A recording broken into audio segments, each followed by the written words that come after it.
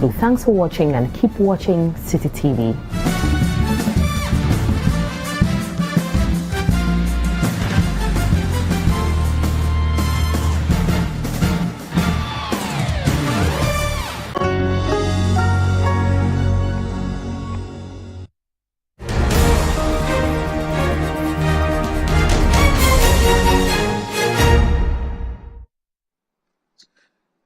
This territory, known popularly as the Sal Enclave, is made up of Santrokofi, Akpafu, Likpe, and Lolobi. The area used to be part of the Hohoe municipality until December 27, 2018, when 6 new administrative regions were created in Ghana. This area then became part of the newly created Oti region, which also meant that the Sal Enclave was effectively no longer part of the Hohoe municipality where it belonged before the December 27, 2018 referendum. Madam Felicia Oye, who lives in Santrokofi, tells Citi News the staff of waste management company Zoom Lion Ghana Limited were the first to feel the impact of the breakaway of the Sal Enclave from the Hohoe municipality. Oti region ta me gahomiu mena mi apenya nyacheo e komi no sebe o dasile mi nemi ikosigbe wo le gbogbo na mi ta fifiare ya ameroba ko nyala ko yi just can. A former assembly member for Santrokofi Bodome and opinion leader Matthias Chaku Ayim says the creation of the new region has not brought with it the development for which it was demanded. Matter of fact, we are agitating for a region with a purpose. We've had the region, but the purpose has not been achieved. Why do I say that? I say that because we're agitating for a district. And it appears that our agitation is being denied now. And that denial comes in the wake of a whole lot of things. First, we are being denied our national cake. The district's share of the common fund, because we haven't had the district, that has not come. So we don't know where we belong now.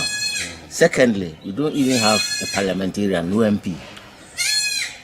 And we are being denied our franchise, where that is involved. Because when we're going to vote this year, who is going to be our parliamentarian? We don't have that parliamentarian. Who is going to fight for us? The community has its dilapidated school blocks and the lack of other amenities as evidence of the inequalities the area suffers. Physically challenged persons who ordinarily accessed support from a share of the District Assembly's Common Fund have all been left to their fate. The Assembly member for Santrokofi, Philip Adom, says he feels helpless with the numerous challenges the community faces. Well, I must admit, like anybody else, I mean, you can't actually instill a king or a chief without a palace. Unfortunately, this is what I have come to meet. I mean, being a first-time assembly member, I mean, when you look at the circumstance surrounding my election, that tells you clearly that the people want something, or there's something they see or believe that such a young person like myself can offer them. Unfortunately, this has been confronted with so many challenges. I mean, for instance, like any other assembly, they have a common fund. Unfortunately, we do not have. So it makes it very, very difficult and challenging to come to terms with. For instance, we have an issue with water crisis. During the drought, I mean, earlier in the year, we were rationing water. So amidst the COVID, whilst they were even giving PPs and stuff, we didn't benefit from anything. Because which assembly are you going to take these things from? That notwithstanding, we have issues with, for instance, the school building you just actually saw. That is also in bad shape. After the election, earlier in the year, the Oti regional minister was here. He made mention of Honorable Teddy Ofori, the whole municipal chief executive, being the caretaker in our area. But unfortunately, we haven't seen much of him here. Santrokofi also lies along the Eastern Corridor Road, and the driver of the taxi I boarded insisted on sending a message to the presidential candidates of the two leading political parties. We are pleading Mahama and Akufo-Addo, the two of them, they are our fathers. They are our boss, our God. So we uploaded the two of them. If maybe Mahama win or Akufo-Addo win, they started doing something about the road. They should try. They shouldn't stop. They should try and continue. The money is for Ghana. It's not for them. At Lolobi Ashambi as well, I was greeted by roads with very deep potholes. I am told that at least 3 vehicles break down on this road on daily basis and are often left to become death traps like this bus, which they say has been here for over a year. The assembly member for Lolobi Ashambi says they have expectations of the yet to be established Guan or Sal assembly. What we are seeking is a lot. We're seeking in terms of education, we're seeking in terms of roads, seeking in terms of healthcare, in terms of water. We are seeking a lot. Prior to the creation of the OT region, we were all under Hohwe constituency, that is the South Enclave, which is today proposed Guan district. We had been receiving some kind of help or attention from the whole municipality, but since the creation of the OT region, the attentions had waned, they had gone down. An opinion leader at Lolobi, Pascal Benson Atigla, tells Citi News the establishment of the assembly in Lolobi will make life for the enclave easier. The primary reason why we need a district is to ensure that the development that we ask for, we get it. So as we'll be able to mobilize the resources that there are for our developmental purpose, like the roads, the schools, among other things. And we think that the district capital, we want it here in Lolobi, not just because of the ego or the selfish interest, but we think that it is going to serve the interests of the neighboring traditional areas. Likpe is closer to us, Central Kofi is closer to us, and we think, and Akpafutu is closer to us. We are the middle. In fact, so central that no other traditional area can say that they are more central than we are. So in terms of converging for administrative purposes, in terms of resources, cocoa and other, in terms of rice, Lolobi is a big community that produces local and brown rice. And I think that with this and the traditional culture that we have, the festivals that we celebrate, I think that when we put the district capital in Lolobi here, it is going to be an area we can all rally around for the development that we need in the one proposed district, the purpose for which we are asking for the district capital. Residents in the enclave, popularly known as SAL, Central Kofi, Akpafu, Likpe and Lolobi, are hoping that with the advent of their district, situations like this, which is a classroom block, will be rectified as their district development fund would provide some funding for some of those challenges within the area. They're also pleading with the government to come to their aid in demarcating a constituency for them so that they may also have a representation in Parliament. Reporting for Citi News, my name is Benjamin Aklama from Central Kofi in the OT region of Ghana.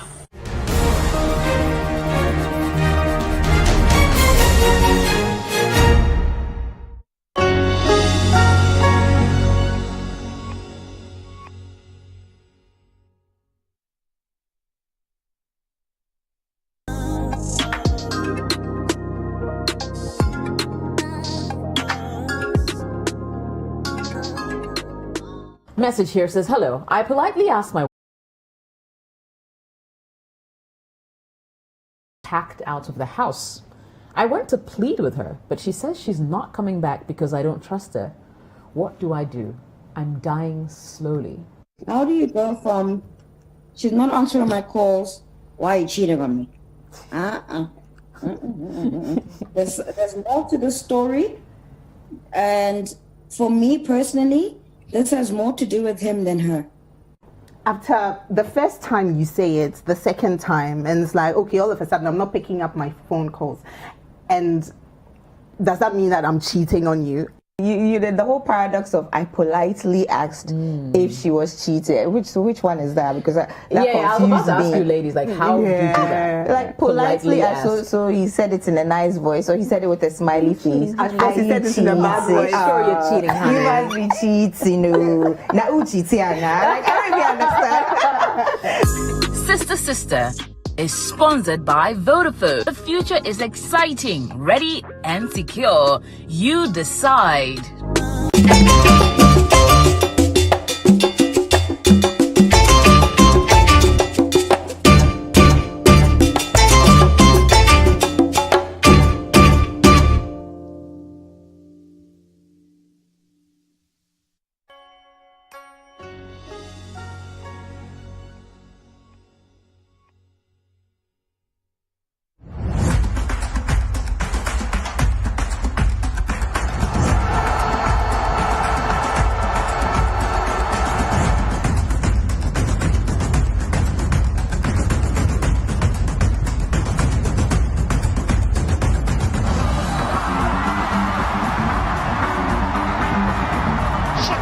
position there. Again to the first one. Another goal.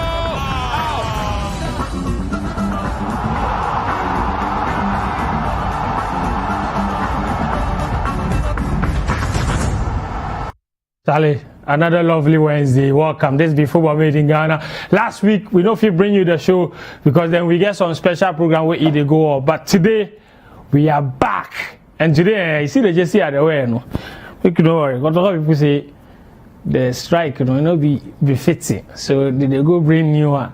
But until the new one comes, we still go rep the strike like that. The most important thing be this one.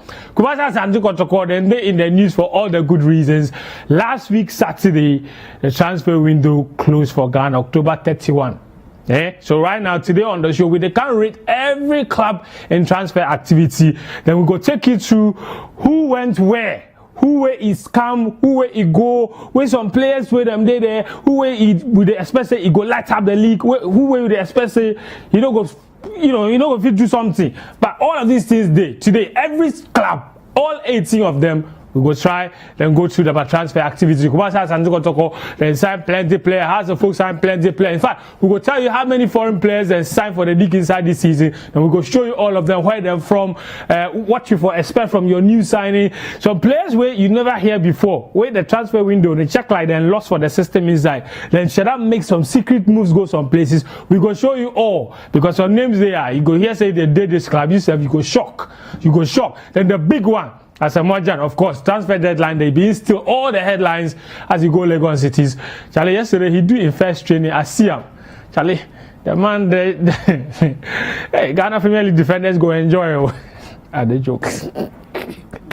But maybe just Charlie, he be player. We go show you what he do for the training ground there yesterday.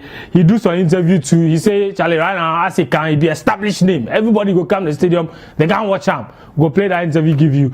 Charlie, Sulemuntari in younger brother, if you know here, now I tell you, Sulemuntari in younger brother said he did play for the Ghana Premier League now. Kumasa Santukosoko, they say he be in the collect the biggest money for there, Charlie.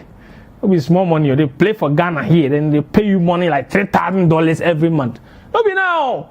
So the Ghana Premier League, it be lucrative and money day. So we encourage all the players, make them come back. But you know what? I don't want to do all the talking. The show as usual, I said they like talking, be home. Social media, WhatsApp messages, make you send me all of your messages. How they rate all the teams on our transfer activity? As a folk fan, check like this transfer window, you people make quiet pound. Because they signed Patrick Razak, they don't even announce the team. From the day they signed Patrick Razak till today, House of Folk no announce the team for them at Twitter. He know they on my website, but then sign the player. So this thing, I know the back. So make I hear from you. The number, the technical director run away, but make you don't worry. The number you go please send the messages to, they on screen top +233 550 585 832 +233 550 585 832. They go take put for them give you. This be Football Made in Ghana. We go take some short break. When we come back, I go tell you how you go get in touch with her. Then I go introduce the guest there. One guy. I like this guy. The last time I see him, check like 1 year and 6 months ago for Ismailia. Today, I go drag and come here. This be Football Made in Ghana. Make you not go anywhere.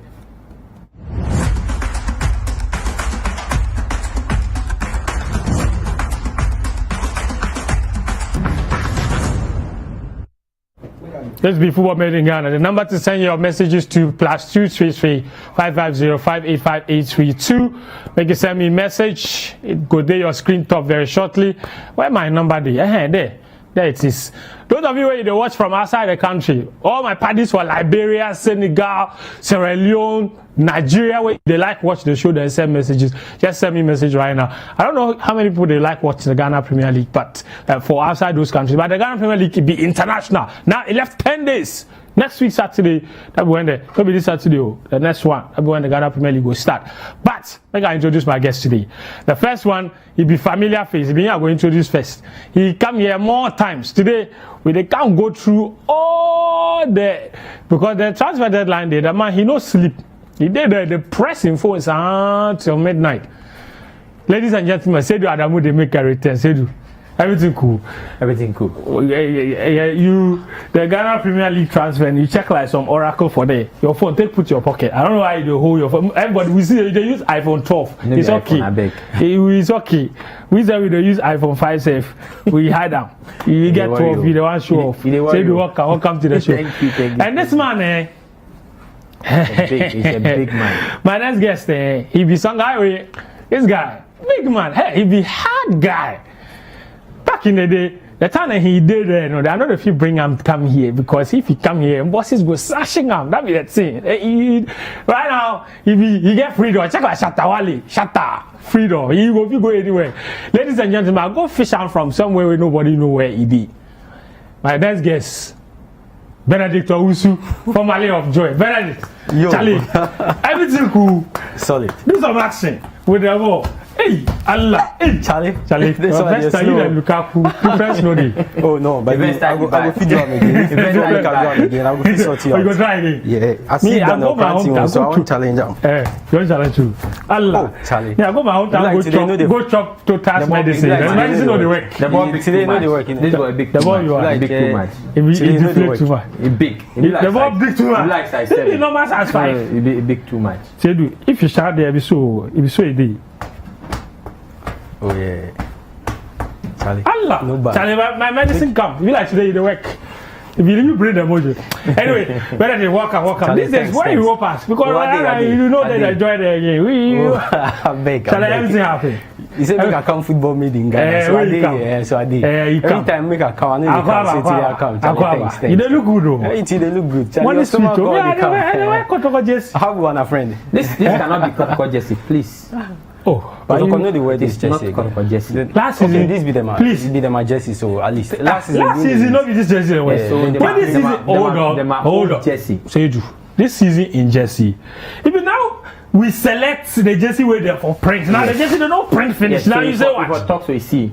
You talk so I say football made in Ghana big. Yes. People they watch. Yes. If the Kotoko post say you talk say this be Kotoko Jesse, the way it fit you, we say they will go buy some. No, but that's why I know they the market again. It day. But how you go do the market? You forget say cancel the management bring like 3 containers. So it day. Charlie, but they know if you sell. See, why? Because they cancel the contract. How you go sell? What in the West have no be befitting. So this that be how they can't talk. Oh, but that go by. Then no go be. That because the commandment they talk. Yes, but the Kotoko fans them they watch the show. I don't sure say they will agree with you people. Why they do this so? And the way that thing take and promote that thing, the New Jersey no come. You know come, yeah, you try. So right now, so like for don't have to for my own way. See where you see, you know the whole matter. You know the talk in the whole matter. If you know day market, where the wine day market phobia, they say they sell 70%. They for sell the 30% in left. So, but share me my question. No, but at least what did they talk to you true? Maybe true. But I get question giver. Last weekend, the caught some photo from House of Folk them at training ground. Nike here. Adidas here, Charlie, Ambro here. So he's even a buy. Which one make a buy? Which one make a buy? Yesterday, I posted some more in picture. Somebody they asked me for Twitter say why he be Nike the sponsor the cities. Charlie, don't say out to now. No, if you reply the guy. How you gonna reply? You gonna reply? Anyway, Benedict, Charlie, good to have you. Good to have you. Thanks for having me. Football. Last time I see Benedict before. Now you put it for Ismailia. People they do yabana. They come out Ghana. Your man he won't cry. They do yabana. We go catch there every day. Benedict he say we go win the team. If you see me now, Charlie, we go win the team. Don't know it. Yes, medicine man chop the money. It like the more Ghana pass we all. The way they love Ghana. The medicine man chop the money. But not say the next half can go win. Oh, it be possible. I mean, you don't get me. The next half can go win. You go win. If we do our things right, you go win. Every tournament we win some. Oh yeah. Every tournament we win some. Oh, but the last half can we no do our things well. Exactly. Which things? Oh, some juju. You say? The juju. What? How we not do well? Just juju. Oh, I mean, just some small things where if you put them together. You know, the team we get good, we get coach, but actually, I mean, things. So so you agree with the minister? Oh, say what? penalty. Then let me just I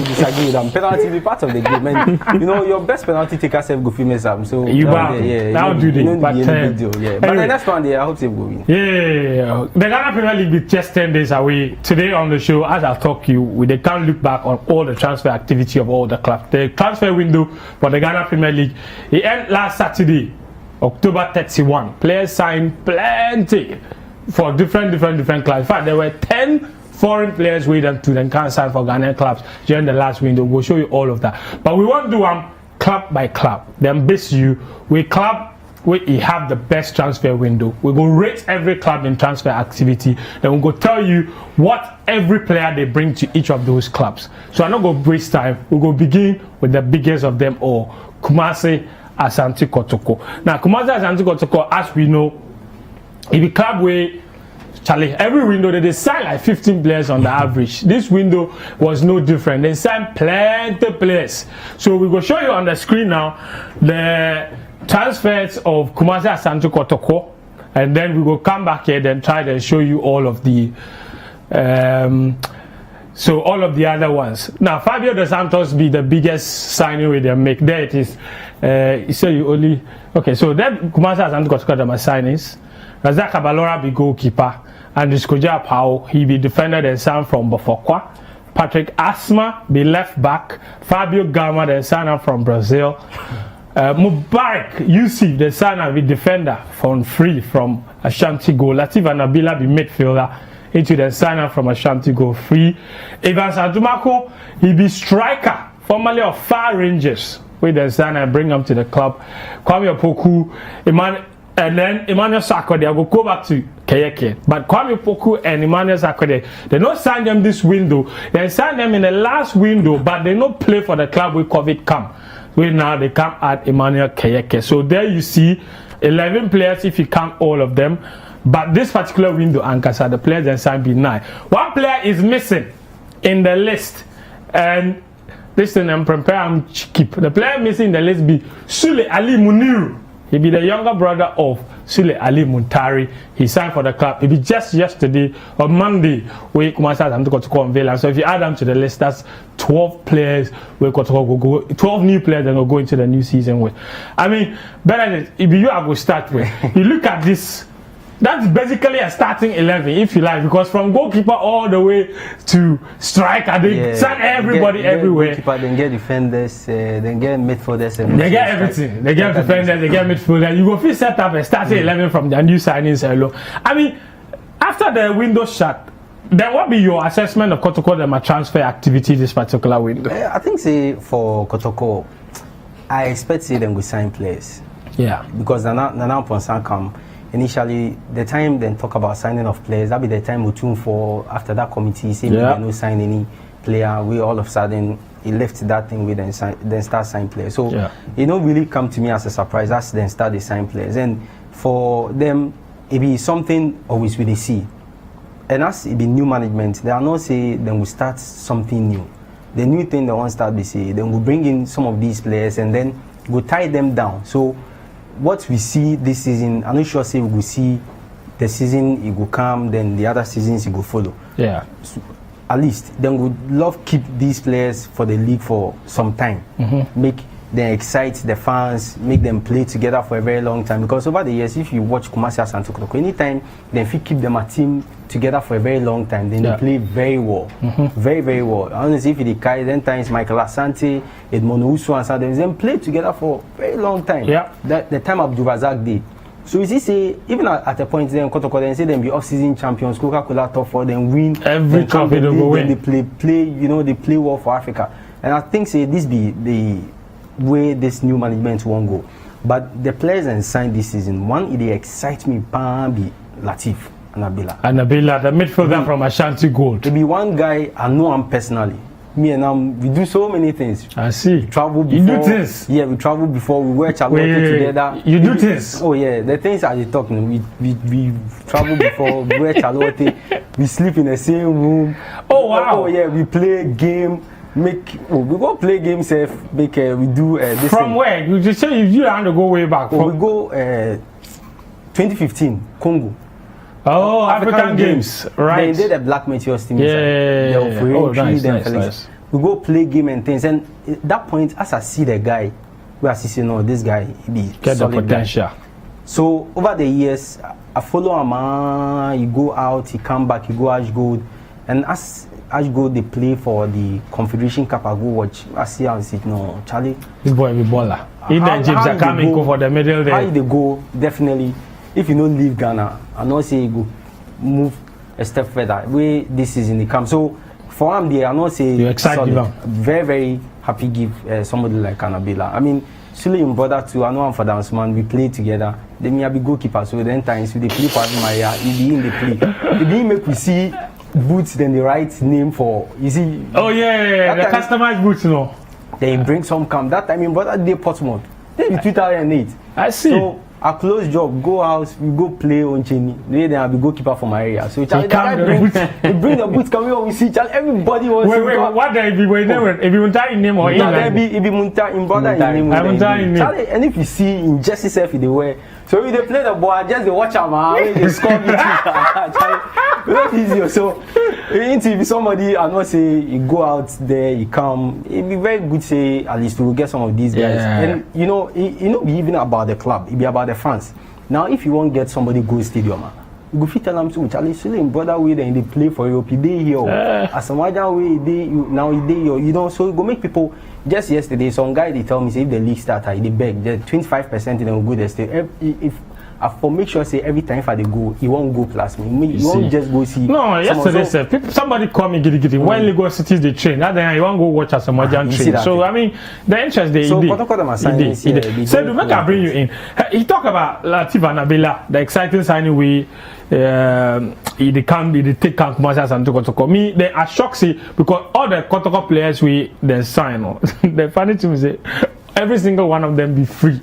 No pay money for any player. But that be the shocking part. For the selling clubs especially, Ash Gold, two big players, Yusuf Mubarak and Annabella, both went for free. I don't know how they do. You know, go renew them a contract. You know, so these players get value. Then you let them run down their contract. But overall, how you go rate commercials and go to call them a transfer activity this window? Check like, I mean, from the outside, it go look like this be normal because every season this be what them they do. But it appears something be different about the way them go about time this season. Well, I really see the difference they see apart from the oh no, it be facts. Apart from the returnees. Yeah. Where the returnees serve. I talk this because if you check the players Kotoko get plus the people they bring in. Yeah. You go ask say the ones they come they get quality pass those they do or not. That be the question for us. So for the record, then sack how many players? Like 17. They sack like 16 players. 16. Yes. But there are fans make we not talk to them sack. They say some of them then let go. Some of them they say they know they go. Some too they say the coach say no one. Okay, so they say the 16 players from last season no they part of this season again. Exactly. That means then we all make free. Then the phrase then we all get us you go sleep. Then we go sleep. Even though this one before you go they will give hashtag what? So you thank you something. Oh, then go write statement. You know be befitting presenter. Exactly. They do support NYE. Okay. Some of us go talk some of these things. So if I talk them well, and the talk say the people they bring in, they be good players. But the question you go ask me say the good pass those they did there or not? Yeah. Because if you take the goalkeeper they bring Razak, he be fantastic goalkeeper. But you ask say the people he come compete plus no, what be their qualities? It be almost like the same. If you take the left back, they get Timoro. Yes, they bring Patrick Asma. Where they get Timoro, where they get that be quality left back. Imoro Ibrahim, Patrick Asma and left back. Yes, the competition there will make tight. Exactly. You go the centre back, they get Wahab Adams, they get Habib Mohammed. Where they buy Yusuf. Ajimabedu go, so I don't go mention him, but where they buy Yusuf. Yes. Same quality. You catch. Then they add the Apao guy. In the young boy, so you fit talk, say you go sit bench. If you go middle, they get Adon Frimpong. They got Midasiru. Where they come add Latif Annabella. They come add Sule Muniru. Yeah. So the question be say, those they did, now they get quality already. Where you bring another quality. They bring even Keyeke too. the only place you go talk to the players they bring, even made for now they get Sako there because you talk Sako the last previous season. So the only place you go talk to they bring people players where be fine maybe Fabio Gamma they play attacking midfield which is like we will talk to number 10. So that one be normal. Where then attack to Kwame Poku. Apart from that, the players they bring on they get same quality. But you see, they not to cut you, but me I feel say as Kotoko won't go play for Africa. And with Nana's vision of keeping these guys together for a very long time, they hear deaf exactly. And the other thing to be say, Charlie, you for bringing players, make them compete. So for instance, we see Moro last season. Charlie, if you play free kick, you watch. I see this be quality player. But I bring Patrick Asma. So what it means is that now you get two good quality left backs. If you go, the only problem I have be the goalkeeping side. Because that one, if me... There's too much meat, no sport. Oh no, but this one is sport. Because Charlie, you get Kwame Ban, you get Felix Annan, then last 2 issues then you can't bring Razak. So... Because like joke, suddenly the best goalkeeper in the Ghana Premier League, Kofi become third choice. But you see, your national team goalkeeper for the last 3 years, you go fit day bench and you go play. Yeah. That be Felix Annan. But you see, consistently the guy they get national team collapse. Yeah. Now you go sit bench. Yeah. But on the other hand, it be good, especially for next week. You say we start the game, Razak no go dey Kotoko for first three matches because of Black Stars. That be just first. No, it's the first 3 matches. The first match you no go play because we dey play Thursday. We play Friday. They go Sudan Tuesday, Monday. So you go come back. You know go play the midweek game too. So midweek after the game on Tuesday, they will waste then come back like Friday. You know if you play the weekend game again, so you will miss 3 games. On that point, Kotoko be perfect. You can't say the last time I come here. I talk that matter. Yeah. Say we are a league. It not be like Europe. They go international break, the league all break. Yeah, but here we go international break, we they play league. So that be why. So you see, it will be dangerous if Kotoko. Say they don't sign Razak, then like Felix 2 day blaster, then Felix they go out. What be the backup plan? Okay, but that be just like some 1 week spell. Where you see, this is that thing will be happening over and over again. Okay, Moko talk about. Moko put the highlights on 2 players, right? What then they bring to the a lot of people talk about the impact of Keyeke, Emmanuel Keyeke, and what that boy they bring to the club. I mean, say do you want, because in my opinion, yes, Hasselhoff them get Boche, they get Christopher Nete, they get a foot too. These 3 Gofi talk say them be one of the best midfielders in the league. But my opinion, in terms of pure depth, it be Kotoko in midfield because in there they get Keyeke, they get Adumako, they get Mudasiru, they get Sulemuniru, they get plenty quality. So the point is, Kotoko get balance. Yes, they get Fabio now. Yes, Has no they should get balance because Has all the players you mentioned, they be like robust. They don't get flair. Yeah. But these people they get balance. Botre get the flair. But so in flair no go catch. So that be Keyeke. You see Keyeke the warm up for with the long hair there in the previous shot. This be Kumasa and Nuko to Kotoko training. But guys, one other thing before we move away from Kotoko. Kotoko they insist saying it not be cosmetic signing. So many people think it be cosmetic signing. All the quality players and the whole world inside. They go fish out some player from Brazil where nobody here have him before. It name be Fabio Gama. So anybody where see the player before, this be Fabio Gama. You go see him for your shot inside. This no be him. But he did on the end of this play, I think. There, if you in the highlights, he did there. You see here, go feel miss out. Check like the Rafael or Fabio of Man U. This be the guy. So this be the guy Kotoko they get, you see, Charlie, this signing it be very strategic. You know why they do this? So it be cosmetic. In other ways, about the football. You won't see the passes and things giddy. You see the way we already talk. Everybody they talk, Charlie. They go bring some Brazilian. If you go make somebody go wake up, you go talk, say, Charlie, make her go to the stadium, go see the Brazilian. But we see this before. You see before. But if this guy go stadium, say Hearts Kotoko, we get ball. We Charlie do some 3 passes. The difference is the previous Brazilians they bring up, we know what the video like this guy before. They watching this one there. We just know. We just don't know. They bring them, but they don't know say now they be sugar cane farmers. So this guy, this one you take him from me. This guy will be one of our best players for the league. Hey, Benedict. Oh, what a choice. Benedict now they talk. They talk like Bukari Daba. No, but you see, you know why the league will be exciting. Now we get quality across board. Everywhere. So they all go give top quality game. That's what I if like. You watch other teams, yes, because good players. All the teams get good players. I go fit bet you say these people go nickname this guy Gama Lizard. No, they nickname him radio. It be Fabio Salah. Fabio Salah. They say EV. Mohamed Salah. Mohamed Salah.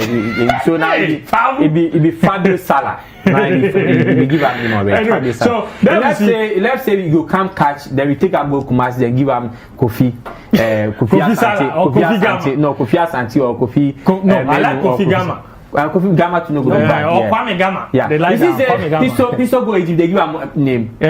Piso. Masmani Egypt. They give him name. Arab name? Piso El Mohammadi. Yeah, Charlie guys. So Kumasi Asante Kotoko fans, you see, we spend like almost half of the show on Kumasi Asante Kotoko alone because the club is big, it be massive. But the Kotoko fans, make I hear from you what you make of the club transfer activity and the impact the players you sign will have on this particular team. The goalkeeping situation too. Benedict and said, they agree on the dynamics for there. It be good or it be bad. Felix Anna's situation, the nuance and for deal with that matter with really this because so right now we just did. We don't know how the matter will go this season, but we all go keep an eye for that. I get plenty messages here. +233 5505 85832 on WhatsApp. Be how you go feel reach me. Maybe I read some of the messages. Then we'll go switch to Kumasi Asante Kotoko, and then we go break. Go switch to Hearts of Oak. Then we'll go break camp. Then we'll do the rest of the other clubs. Here, this one says okay. Make us start from here. All right. Charlie Fentu has no get money. They not get sponsors. They not get assistant coach. Be like they will go another year without the league trophy. Fabu the best. Pa Chicharito from Koforidua, he sent me that particular message. Football made in Ghana. This be Rex from Score Ghana. We make ready for the Premier League. Hey, the transfer said for tell you something. Massa, come on, just you more fire guys. More fire guys. I don't say you be House of Folk fan. Why for come out the JC? I don't come out. I like him. Citi TV as well. Jam make one of the best move for himself, but I think his strength no go fit carry his experience. As for my team has, we go take the league simple crowd. Zizanyo from Pando. Zizanyo, you sure? House of Folk this season go carry the Ghana Premier League. Okay, we there here. Good afternoon, please. The one in the Kotoko JC, I feel your shoes wow. And the guy in the long sleeve, is he sharper? Common ball cry, the feel play. No wonder say he will go keeper those days. You see the way they do. So we agree tonight the goalkeeper. He said he reminds me of Lukaku in big feet, like goal over 2.5. Dixon Kobe Brown from La Paz, Lens Guardian where he sent me that message. That Kobe finish you. Hello, Fentio. We the Kotoko fans. No talk say make journalists no talk. No, I'm it matter. Just say therefore do constructively. We tire. Plus the vampire journalists for Ghana here. Bismarck from Accra. Oh, Bismarck, this matter they agree with you. Nanaya deserves support. For support them. The unnecessary backing, they need. Support the man to succeed. If Fabu succeed, Ghana football succeed. If House of Folk succeed, Ghana football succeeds. We all know this thing, but we still do our. Good job, guys. Every team should watch out for House of Folk this season. My greetings to Sedu Adamu and the rest of the team. Eric from Danfa, where he send that matches. Felixana in situation they make me sad. Papa from Dansuma, where he send that message. Make I hear from you. +233 5505 85832. The number they on your screen. Now let's switch our attention to Accra Hearts of Folk. My friend, quick one. Felix will start the Ghana Premier League. No problem. We like this be Hearts of Folk. The Massinis. Eric Dizan from Cote d'Ivoire. Ademola Kuti, Nigeria. Charlie International Club. Hey, Phobia. Abdurrahman Mamani. He from where? Niger. Nuru Sile he be returning. Abednego Tete be returning. Patrick Razak be returning. Victor Kweku Edu. Isaac Mensah be striker from Nkoranza Warriors, Charlie. Be the former. Don't be Ashama Messi. Don't be Ashama Messi. This be different one. Oh, okay. He be striker. Daniel Kranti say he go win go king. You know watch the guy play self before. Hey, as of fans and brave. Enoch Ado, Benjamin Nana Yabua, Franklin Owusu, Daniel Yabua. Sedu. Yeah. As of they check like your friends. You and them every day fight. Take me through that signing. What should they make of? If you check this signing from Enoch, Benjamin, Franklin, Daniel Orby, youth players they promote. Then Victor Kweku from Samatex. Then Isaac Mensah from Kwanzaa Warriors. Then Zidane from Ivory Coast. For me, the most strategic signings be the last three. Nurusule to fix the defensive problems, and Nurusule gets lots of experience. He said before the league go tranquil, now they have to get central defensive problems. Lose form. So Nurusule fixes that problems quick. Then Abednego Tete also replaces the two guys. In fact, I won't put them together. The two guys they left. You mean Abednego Tete go feel replace Kofi Koji and Joseph Esso? Simple. Perfect fix. So he go there. Then Patrick Razak, you see, people this one at the top they has people issue. I say you sure say you know be Hearts fan? No, I know go feel be Hearts fan. I know go feel be Kotoko fan too. It be fact. One striker go feel replace two strikers. You see that you see this man they get experience. You check say for the last 5 years they come. Players from Betim United they score more goals. Yes. You check that stuff. Yes. Konkoni, President Duka, Kwabena, Okra, then this man. Yes. They know how to score. 2016 season was the season. Because Betim they scout proper strikers. Where this man he get the physique. You don't say he began as Zlatan. Yeah, they call him Zlatan. Yes. I know that. I mean, they win FA Cup 2016, then he be the marquee player. He get physique, he gets everything where striker forgets. Where he get confidence too. He said before the league, the transfer, he say he play the league, I will win the goal king. So he, I believe, say he go fit give you that more than 10 goals per season. What about Patrick Razak? The guy he did your screen top. The problem has they get last season be say now they don't get balance for the wings. Because Barnier would do the left. They need somebody good for the right. Yeah. Patrick Razak would do the right. So now has get perfect. The only place now they check. If Zidane I hear say they play like that. But you see Felix, the stop he take do Patrick Razak for them. Yeah. Hey, but Patrick Razak, I mean Benedict, this guy they sell him for $80,000. Yeah. 2 years later they sign him back for free. I mean, my issue with Patrick BC. Then he did here last season all. Yeah. He not play football for almost like a year and a half. Yeah. Because the time that we play last season, he did Ghana here, nobody signed him. Then he won't go back to Hearts actually. Yes, he won't go back to Hearts. But he won't play. But yes, that one then has no sign. Right now, they finally signed. Check like them do them reluctantly. You see, my problem with some of these players and the moves from one league, be say, if then they leave here, they need if you go to mainstream Europe, go play. Then go relatively unknown football countries. Then it be at the talk now. So some go Oman, then somebody go Afghanistan, Qatar. Then finish and go come back. Right now, Iran. You see, I bet Lebanon. Sudan. You go inside Sudan, you go perform. You see, but Patrick Razak be one guy. Then I feel say hard to go keep him because he can sometimes you don't say them Kotoko self they try sign him. Yeah. They no agree rather you go out. Then it be one guy like if by now the guy fit stay last season play where they can't play, I go see different guy. But all the same, he come back. It be good say Charlie you go, you know happen, you go come back then can't relaunch your career. So me I be excited about him. He come. The guy where he say he watch the goalkeeper, he and the goalkeeper decide. The decision theory. He be an 20 captain. Captain here. So as he come, so you get these two guys. Then as a Citi talk, Abednego Tete today, you already lose Joseph Esso, Kofi Goji 2 goal. So now you get somebody where Gofi gets you the goals.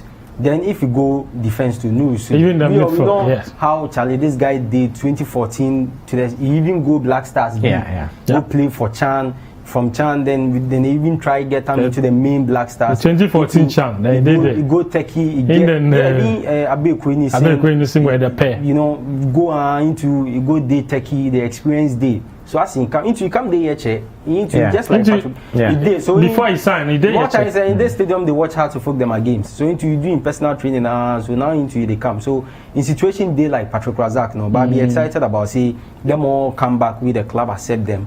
We then get it because then be Hearts fans. Yeah. If you talk to news, so they will tell you saying be Hearts fan. He no go play any club for Ghana aside Hearts. So he good say he come then. The foreign boys, I don't know too much about them. Oh yeah, we all don't know them. We don't watch them. Normally, what they help be say, I mean, it be something we talk. But our players they leave here, they go play for Sudan, then they go Guinea. some they go DR Congo. So if we too, if we get players from outside, me then come with them be quality players. I only they hope say them be good players. If they not be good players, that then be out. All right. Okay. So that be the lowdown on the Accra House of Folk that are signing. The most important thing for no be say then try replace the two boys and leave. They lose Kofi where they lose to Sheffield, where they go bring Abednego Tete. One player. Yeah, they go bring Abednego Tete. In fact, Abednego Tete said they say in signing Damon with Joseph Esso left.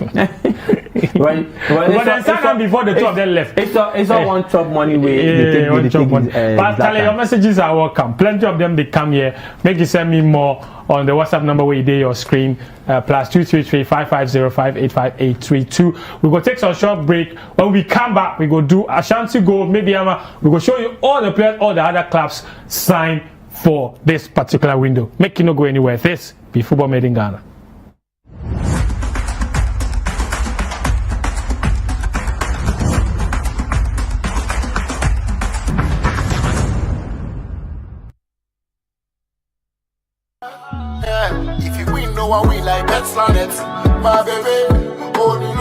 Sunana Abdulrazak. Last week, I received a message from Bet Planet. Come on, now win golden ticket. Nadanje Injin Saya, Mercedes Benz. Omba kuyada kuma gashina ga sunana kai. Bangaren gora kaman gaskiya ne. Mun sun ce na gode Bet Planet. Na gode mu kowa. If you win, no one win like Bet Planet. My baby, oh no. If you win, no one win like Bet Planet.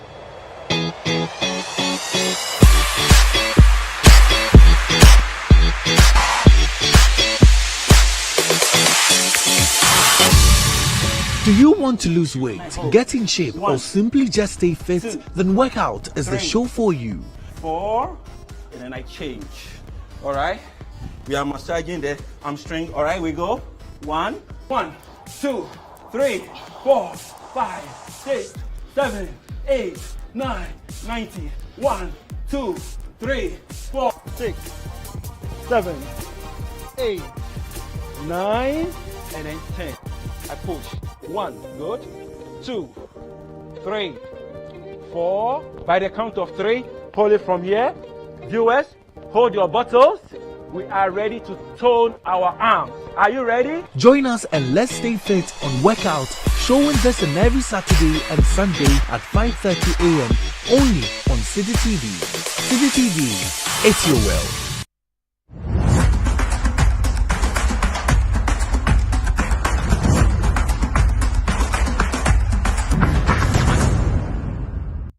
This be Football Made in Ghana. My name is Fentio Tahiru Fentio. Today on the show, I get Benedict Owusu for here. I get Sido Adamu for here. Your messages come plenty. If you say I change the outfit, they say change your where has of vote. Please, the people that are watching, make you vote. The Kotoko one they are the way. Then this one, which one if they fits me? Me, I know the one that if they fits me, but I don't know about you. Which one if they fit you? You don't ask me. I not go ask you because.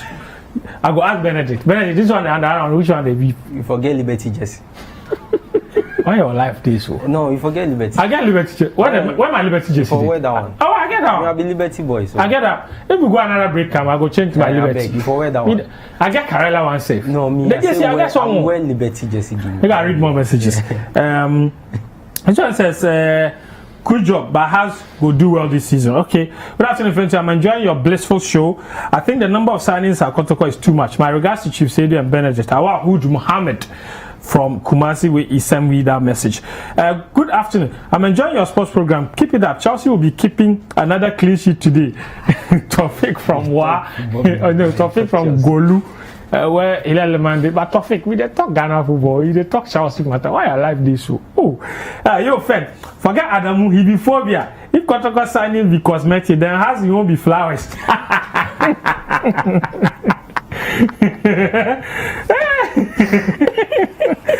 Richmond from Kaswan Newtown says, Chairman, you for wear different jersey, otherwise, against. Now you see, I change the jersey. I would say Abi Guys Pinto from Danzuma. I enjoy your show. In fact, your show the BKK football made in Ghana the best. The message is more than the scroll for the screen. So if I don't read your message, I know say you go see them for the screen for there. We go share with everybody else. But now we talk about another team where they go win the Ghana Premier League title. Mediama the last 2 seasons, they did top of the league where they truncate down. The first one Anas spoiler. The second one COVID spoiler. But now they're going into the new season to attack. They sign new players, 6 of them. Koja Samoa, they sign up from Dreams FC. Patrick, he be midfielder. Patrick Yabwa, they sign up from, he be free of course, but he left Kotoko, he to be left back. From Batimbi, goalkeeper, they signed from Ashanti Go. Musa Baba Abdullah, Abdul Basit, Adam, and Abbas Mohammed, striker, they signed up from Enyimba, or at least free. He left Enyimba with his son and former, he played for them before. Sedu.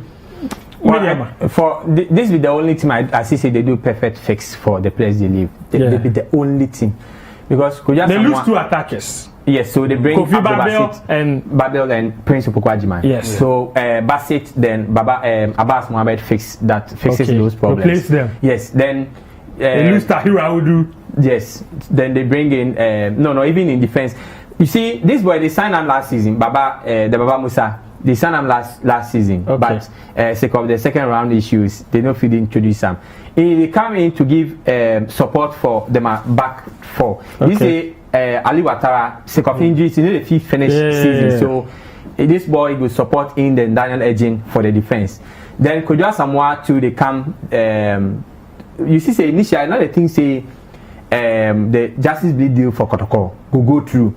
So then they need midfield backup. That's why they bring Kodwa Samoa where Justice Bleed no go. So it be like they get. In fact, today the analysis we do be say the coach they will be forced to play. He get headache. Selection headache. Because even the Patrick Yeboah they bring, say Brighton so they there. They the left back. Wait, they play perfect left back.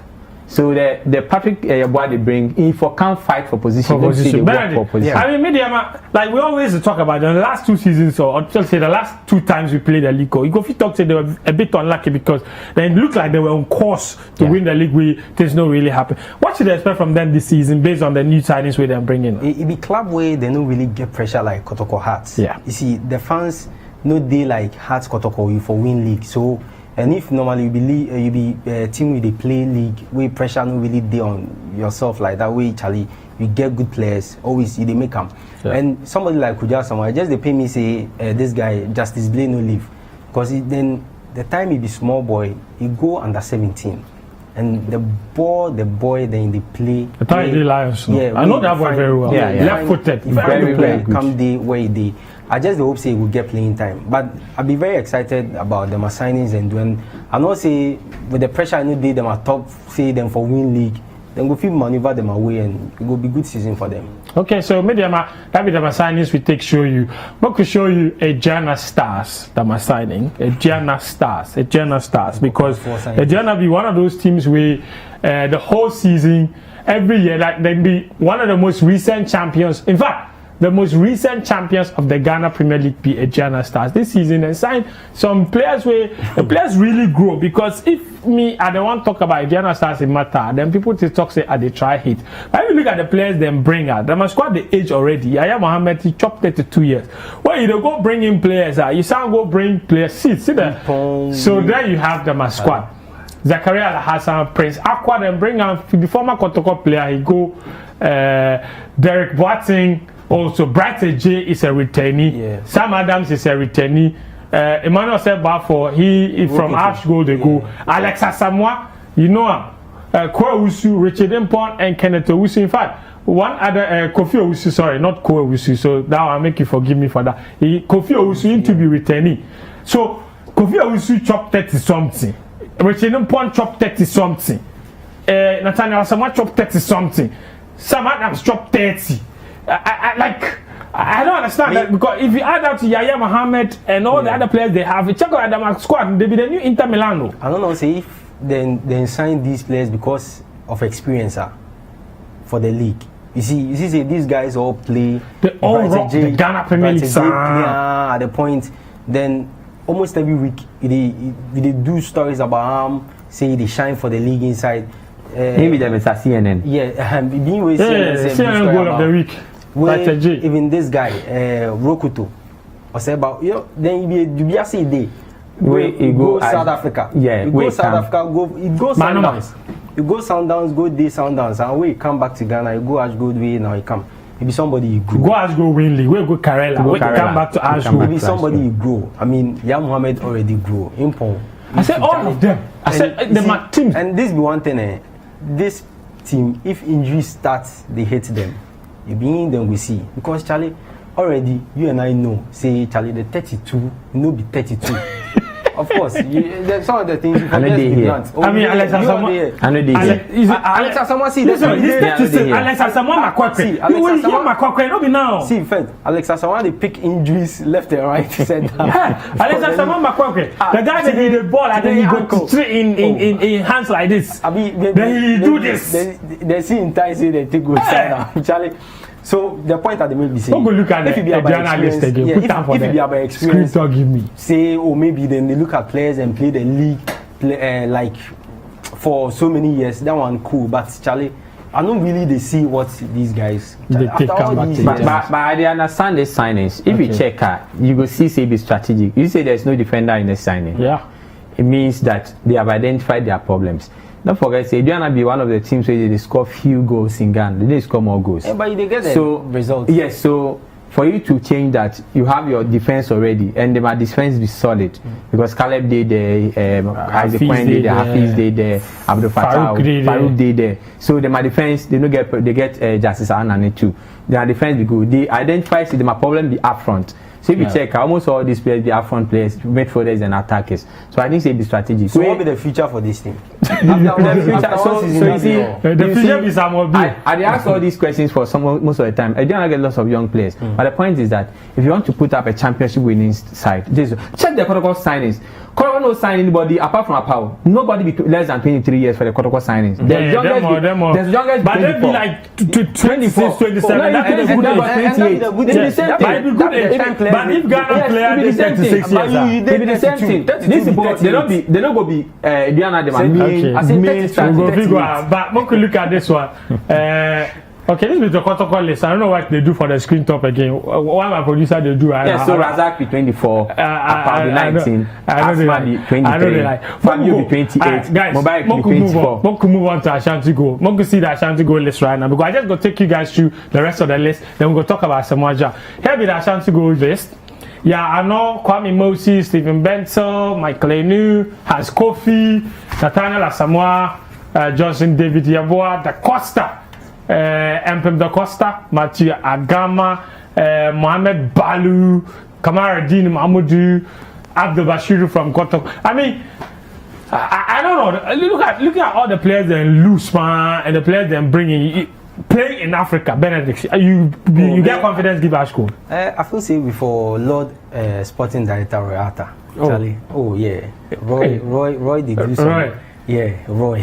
Okay, I know what's talking to you. Yeah, Roy they do some good job for Ash Gold. When a good job means who for them? No, even wait, Charlie. You see, unfortunately, we don't do proper. If you do this, me, I don't check who. This but I do another analysis. I say it be good signings. Okay. Make hold on. See. You see Michael Enu. I'm quick. You see Michael Enu. Michael Enu be centre back for Liberty. Yeah. Yes. You say Mubarak be centre back for Liberty where he leave. Where Michael Enu come fix there. Where Michael Enu go to perfect fix. Hold on. Siri Mentor. He be unknown, but he's one of the best midfielders in Ghana from Ebusia Dogs. Yes. You watch him, I forget that boy in 8 jersey. Yes. Siri Mentor. He fit him. Abdul Bashir left back. He they replace the man with the arm come here. Forget the man with the arm come here. Eric Donko. Yeah. Abdul Bashir. I don't know Abdul Bashir. They get the Togolese boy for that still. Yes. So the Masai no be bad. Okay. Even Mpem Da Costa. Me, they pay me say go to leave that ball. He be quality defender. He be quality solid defender. So you see what Alex talks Roy do. No, yes, Alex Asamoah, you know what you go feed do. Hans Kofi, you know what you go feed do. Oh yeah. So Hans Kofi them all be anyway. Mokumova, make I show you a different one right now. Legon cities because this one they matter. They matter to me. Legon City, the Masai, Michael Ampadu, they sign you right back. They sign from Liberty Professionals. I know them very well. Joseph J, Samuel Nogbe, they sign Dujan, Elvis Opoku, they sign from Jana, my captain be that. Yes. Nasir Moro, David Kujo. Matthew Kujo also did there. Then you see Jonah Atukwe Few or Atukwe, sorry, Baba Mahama, formerly of Kotoko and Techiman City. Yeah. Then Brian Foster and Nicholas Jan. One time for Ebison Duarte, he be leading goal scorer first round when he left. But the signing way everybody will talk about be Asamoah Jan. Yesterday he tried training for the Legon cities there. We after the training then catch up with them. The journalists catch up with them. We Jan say the football they play no and he be renowned. So if if he come they can play Ghana Premier League match, people go can watch. We could watch Asamoah Jan in first interview after he signed for Legon cities. It feels good, people from Ghana have been watching me outside for all these years, and finally I'm back home, where I started. So sometimes it brings memories, from 2003 to now. I just ask myself, so how am I gonna do? Am I gonna still play like 2003 or not? And secondly, I think my name is a household name now.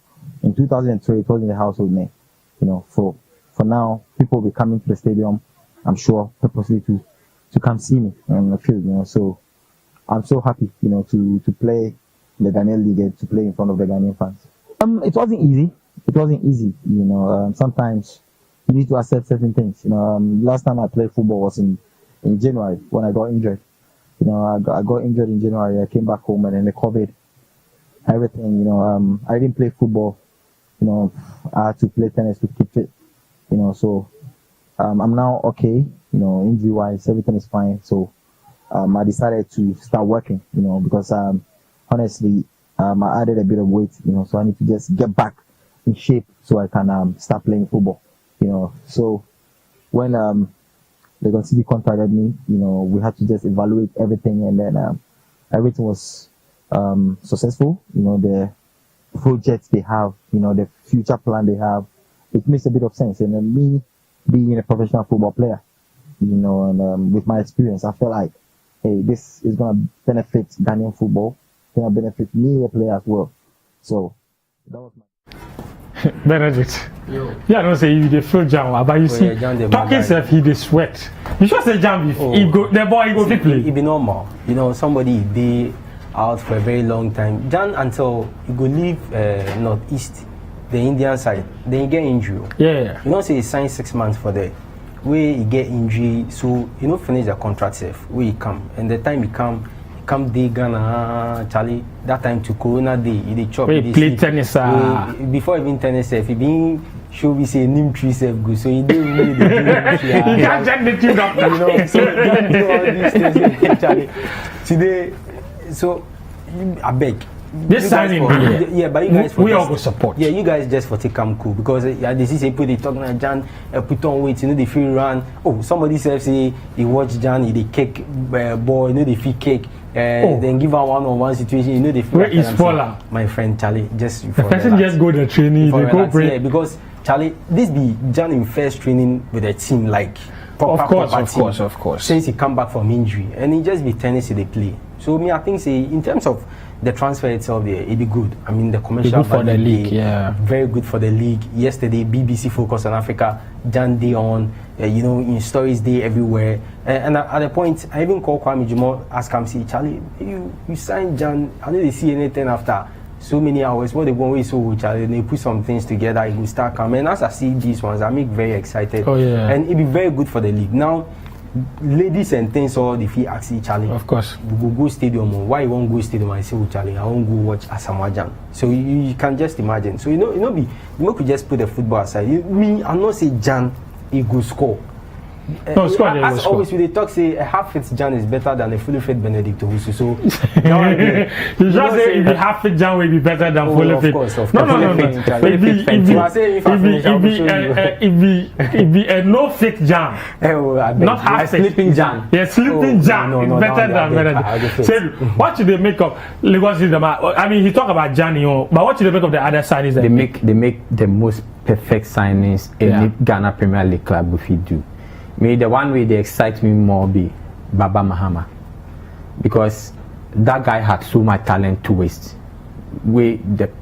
So the time Koko left him, I hate No, but I don't say in no ball play. Not to cut you, but the time Kotoko leave that time then the guy no really they pull him. No, because the club you see because the hype from Tichiman yes, you go for the corner. They no pay attention to him. You see they leave him. Kotoko no get that patience. That's the unfortunate thing. That's the problem. Other players Kotoko no get patience for talent. Confidence and stuff go down. If you come before hit the ground running immediately. So see, you know the people they go mesmerize people. Baba Mahama here, Enim Kujo here, Jonah Tukwe here. Charlie. Jonah Tukwe be very. You know that David Kujo? Yeah. That a 17 boy. David Kujo. It we did there. Then there's Central Campista Creativo. You know the Central Campista Creativo. You know that they talk Spanish. They watch me. Central Campista Creativo. Where Nathan Day? The time will come explain. Translate. The central midfielder. Okay. Elvis Opoku. We two did there. So this is a good player. Very good player. The Legon City them are signing Konogo has Elvis is a very good player. Maybe sorry, Adrian says I'm a former captain. If you know watch him before, he'd be very good player. If anyway in teammate go punch in face, me too at the top. That's right. Yeah. Hey. So I think they get very good signings. Yeah. They get strategic signings where they my players. So make I go quick. Yeah. You see Nicolas Jan. I mean the Kayam. Oh yeah. One. Yes. Where he left go Tanzania. We come back. Brahma Foster into be proper number 8 from Brekum Chelsea.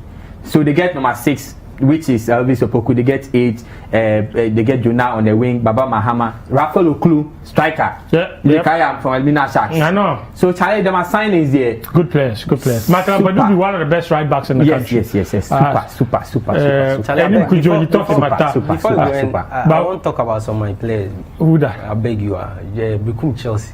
And I can't show you the phone list then. Okay. So what we're going to do is right now, I got plenty messages, but I don't want to read all the messages. But what I'm going to do give you, I go run you through all the teams that are signings. Then we just go run through them very, very quickly. So I'm going to show you the screen of Ash. We'll show you Ash goals already. Into Allies, that are new signings. You just go run through all of them one by one. Then we go into Allies. If you did that. Okay, so this being the allies. Ali Issa, then bring her from Nigeria. Michael Povey is a returnee. Yeah. Emmanuel Ajete, Tawfiq Shaibu will be the players where them sign. We can move on to Kim Faisal. The players them to their side there. They sign a whole squad. But you see, Prince Papako. Yeah, I see Papako for there. That's not the only familiar name. I also see Eyi for there. Sule Mohammed. Sule Mohammed, into the returning player. Then I see another Sadiq Adams. Another returning. Then Paris back for to be another. You know, be returned by the Sadiq Adams score hat trick against former Ash goal, former Ghana under 17. He did Kim Faisal, so you for watch out. Anyway, we can move on to Karela United there. So there you see, they're bringing Prosper Avo, Richard Bedu be on loan from Hearts of Oak. He be goalkeeper from Hearts of Oak. So there you see the rest of the Umar Bashir from Kotoko is there. Umar Bashir, former Kotoko player. Goalkeeper from Mediama is also there. Augustine Randolph, one of the best right backs from Bichi United, is also there. Nice one. So we'll go to Liberty Professionals. See, show you the Liberty list. Liberty.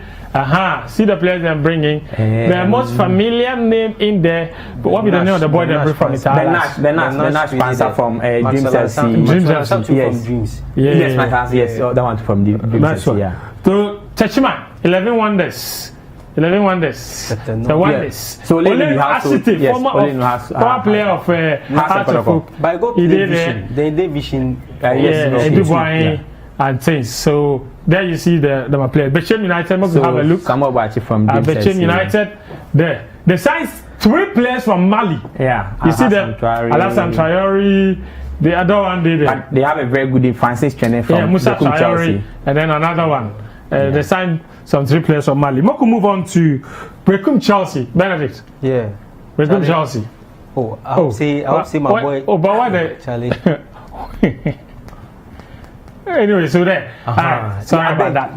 Make you check the last name, Mohammed Guni. Make you put for some place. Alright, we hear you. You for write down. Okay, I will follow the next. I will follow. He'll be 17-year-old. Yeah. It'll be the next big thing to happen to Ghana football. Thank you very much, Benedict. Then I beg one more player. The Sam Cashew. Samuel Ofori for Karela. Okay. The striker. You for watch that. Samuel Ofori. Yeah. We go watch out. Benedict, your debut on Football Made in Ghana, fantastic one. Seydou Adamu, as usual. Thank you very much for all of you where you tune in from wherever you did. Thanks for watching. Until next time, take care. Bye-bye.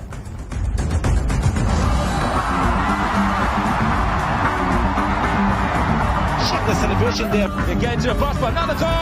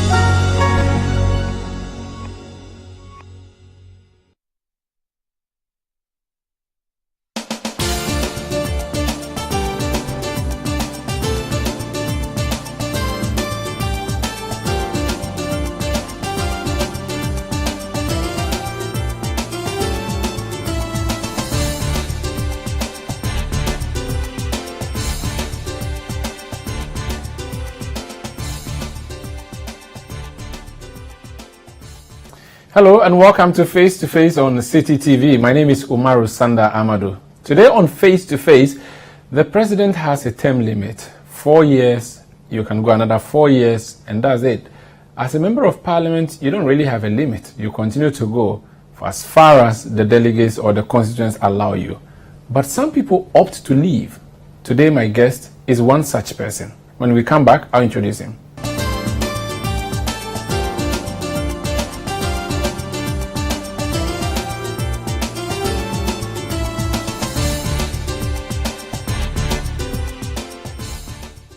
My guest on Face to Face has served in various portfolios in the executive, but primarily he's been in the legislature. Alhaji Inusaf Husseini, you're welcome to Face to Face. Thank you, Zanda. You're a member of parliament for Tamale Central, outgoing. You Yes. didn't lose your primaries, nothing. You've been minister for, how many ministries have you served in? Well, I started my executive position with Deputy Minister of Energy and President Atamils.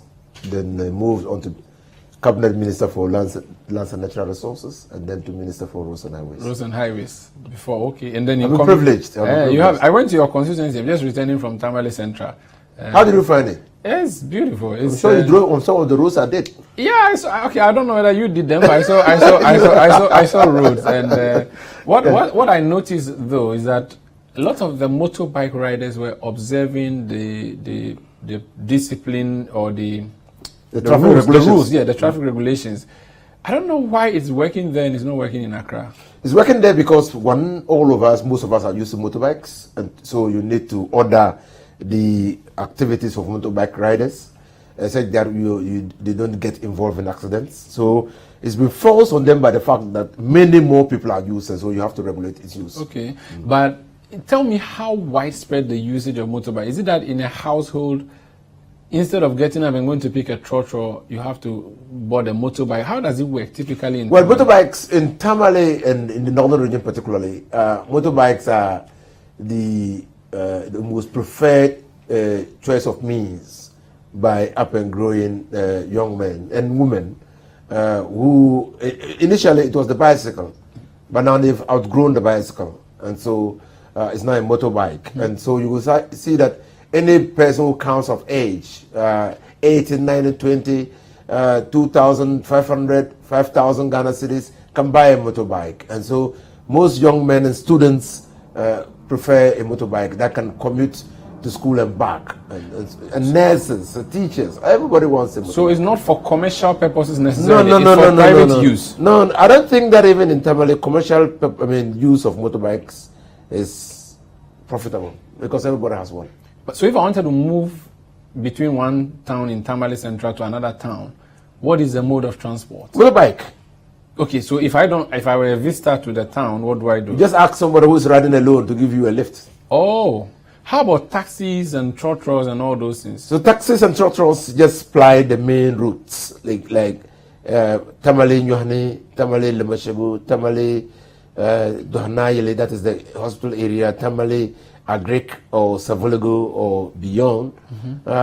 And even with that, they compete with motorbikes. I see. But now you have tricycles as well, the ones they call yellow. Yellow. Yellow is now basically for people in the environs who want to move from one community to the other, who don't want to use a taxi because it's comparatively expensive, then they go for yellow, and then so yellow is now in the same market with taxis. But there are people who say that it's causing chaos, accidents are happening, the motorbikes mixing with the yellow. Because yellow is a tricycle. It's supposed to operate just like the taxi, which has 4 tires.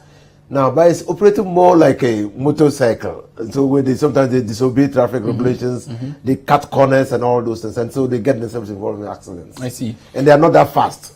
So he's in front of a car. He's not fast. The car feels. The car driver feels exasperated, and So these are the reasons why they get involved in accidents. So that's the current state of Tamale. Let's talk about the Tamale you were born into, that you grew up. Where were you born? Where did you I grow was up? born right in Tamale, right in just by the post office. You know the post office? I saw it. Yes, you saw the post office. On the right-hand side of the post office, if you go to where they post the letters and turn your back to the where they used to put in the letters, count 5 houses on your left. You are in my house. So how many were you? Tell us about your family.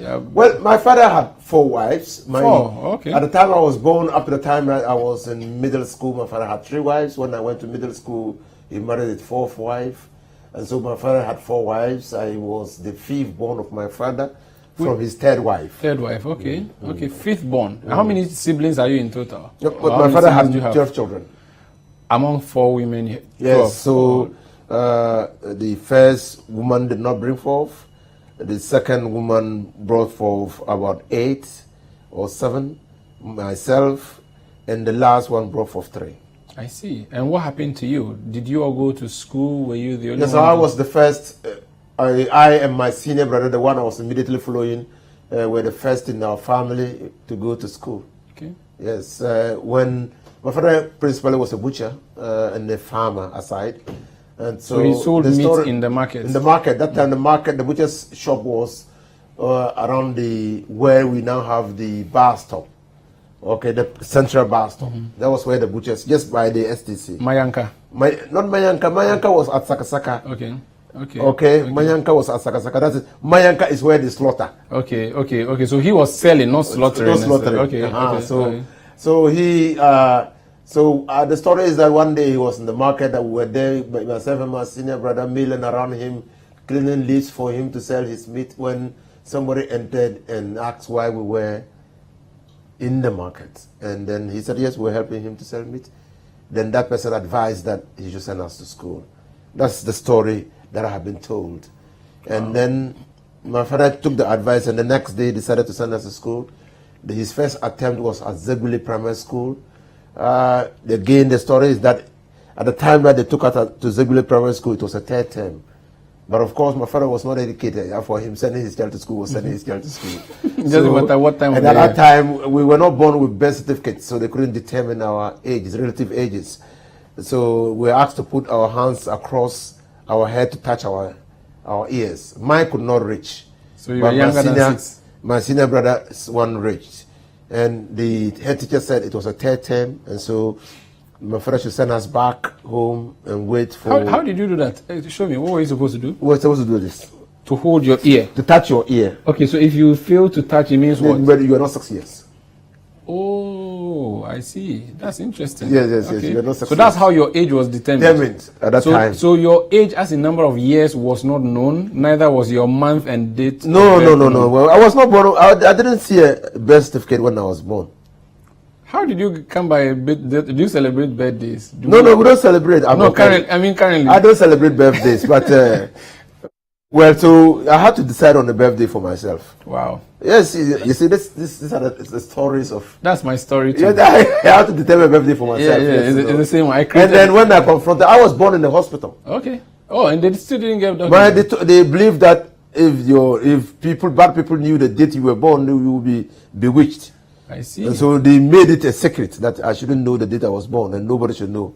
I see. I understand that they destroyed the documents. Certificate. The documents evidencing my birth. Oh, I see. I was born in the house, but... I was born in the hospital, by Tamale, just by Queen Elizabeth. That was the district hospital there. I see. Yes. When you were growing up, how was Tamale like?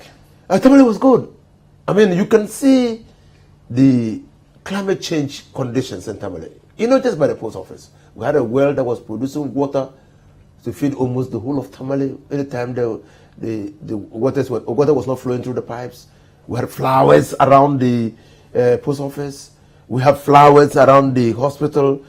You are going to my house now, there's a road. That road, part of it was used for the cultivation of corn, maize, and other vegetables. My father used to farm just after the residency, the Russia bungalow, and was producing yam. Some of the produce were even sent to Kumasi for sale. Can you imagine? Now they are all houses. Oh. And there are no flowers.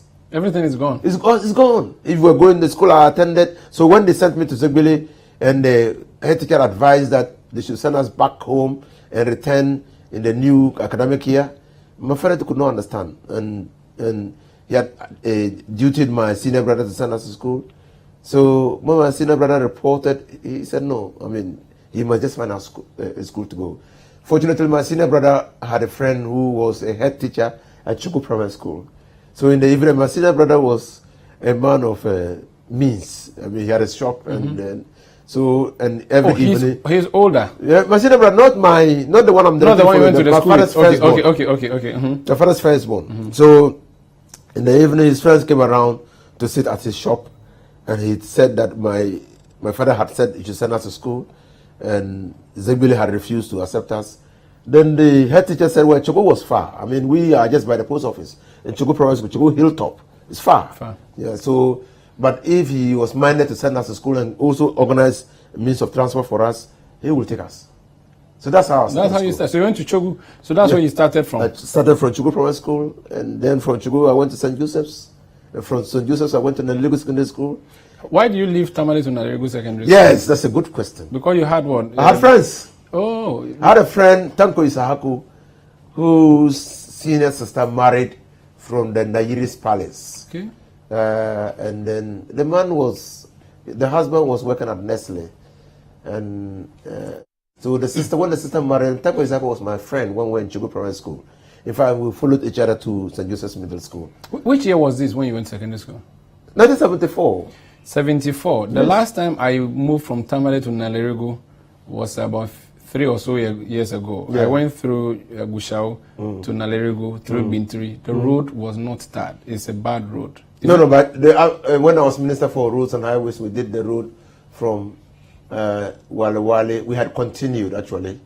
I'm talking about Nalerigo through Gushao to Tamale. Yes, we had awarded the Nalerigo through Gushao to Tamale. I'm not blaming you. I'm just trying to look at since 74 when you're using that show. I'm sure it was a footpath. But I'm sure it was a footpath then, and now it is still the same. No, it was not a footpath. But the hills were steeper. Some of the vehicles could not climb the hills. So anytime you got to some of the hills, you had to alight from the vehicle and allow the vehicle to climb, and then you will go back and board the vehicle. Wow. Yeah, so, but they were not that steeper. They were not that bad. In areas where we had steep hills, I think by strategy of the then Roads Ministry, they made sure that they tarred that area of the slope so that the vehicles could go up. Okay, yes, I see. Yes. But I'm just saying that since 74, what you're discussing now hasn't changed much. The road? Yes. The road, but the landscape has changed. Has changed. Yes, because you had a lot of trees then. It was nice, even though it was rural. It was nice. So from Nalerigo Secondary School, you went where? Baga Training College. Okay, I trained as a teacher. To become a teacher? Yes. Was it a decision you made, or you were instructed to go to training college? Well, it's a combination of both. Okay. And you told I had chosen Laura Secondary School for this form.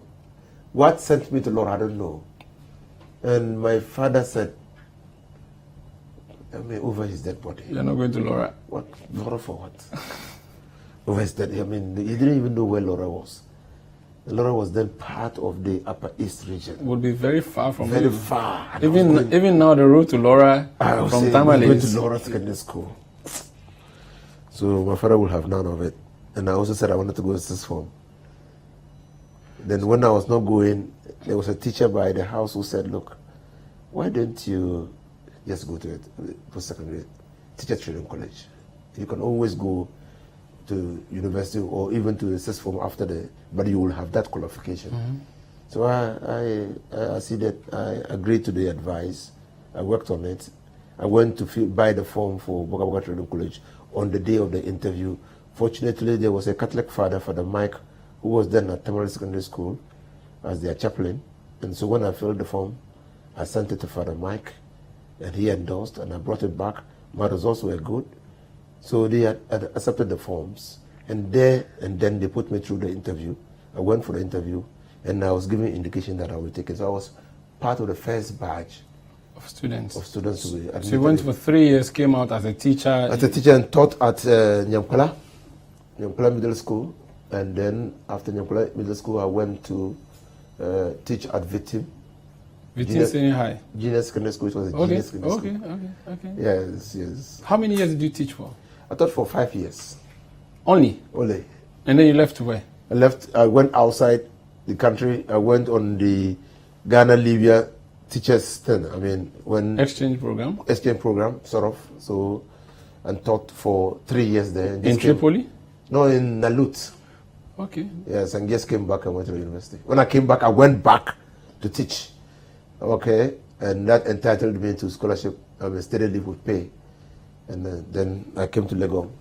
So we came to Legon to read LLB straight? Straight away, I came to Legon. I was given the combination of law, political science, sociology.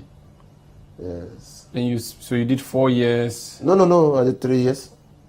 And then you moved to... I did 4 years, but not as steady. Why did you decide to go to law school though?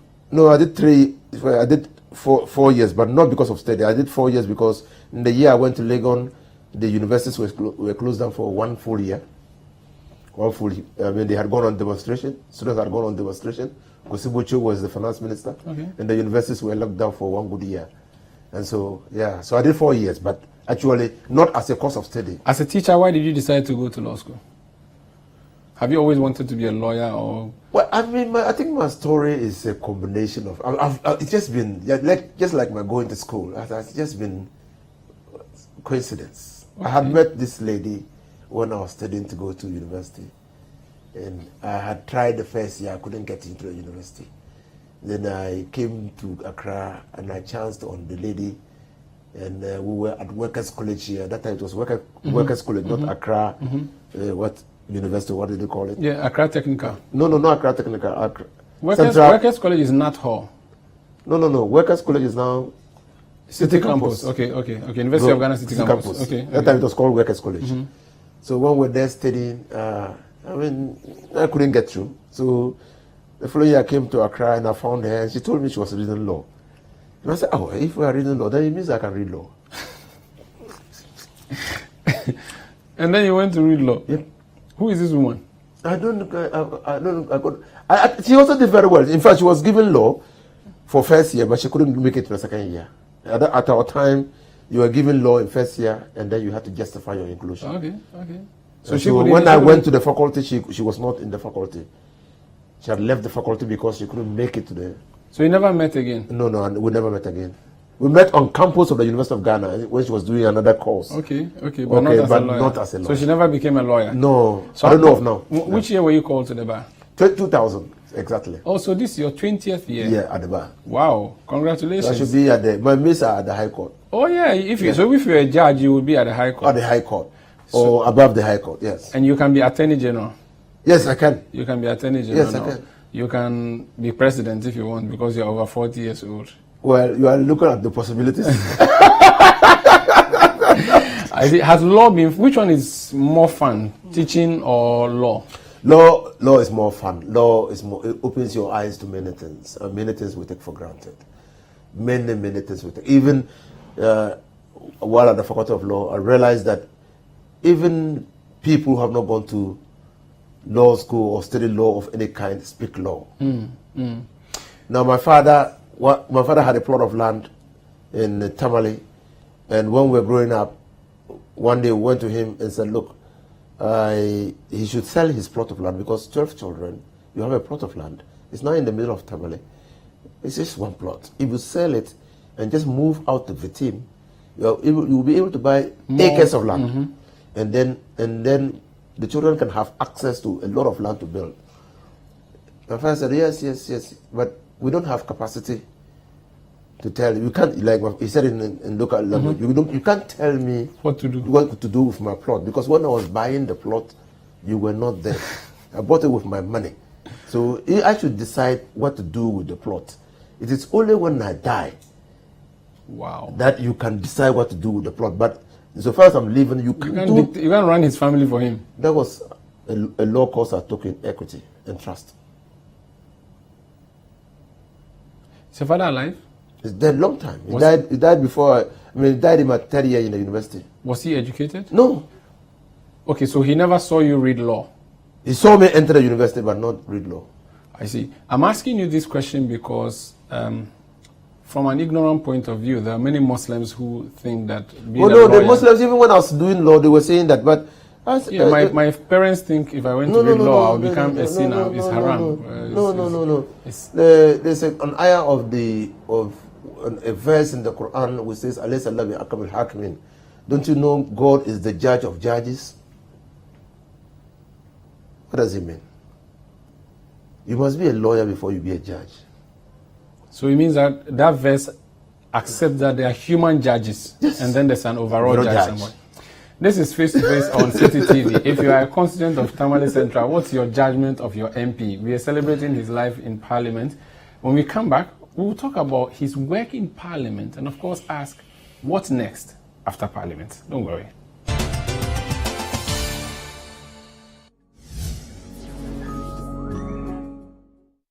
Hi, my name is Salamatu. Yes, these are both me. You see, before free SHS, my life could have taken two very different paths. The SHS path depended on how much money my parents had, what sacrifices they were willing to make, and whether they would send me or my little brother Issa to SHS. The other part is what would have become of me if there was no free SHS. But today, thanks to free SHS, my future is bright and promising. Congratulations, you have an A. He's a boy. Instead of depending on others, I will stand on my own feet and help my family. Free SHS is where my dreams for a better future and the dreams of thousands of young girls become a reality. Don't let NDC take it away from us. Vote for NPP and give all Ghanaian girls a chance for a better future. Introducing new Sunlight 2-in-1.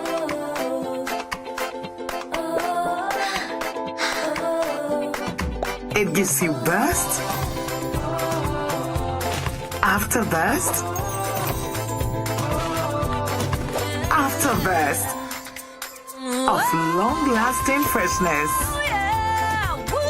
New Sunlight 2-in-1 for burst after burst of long-lasting freshness.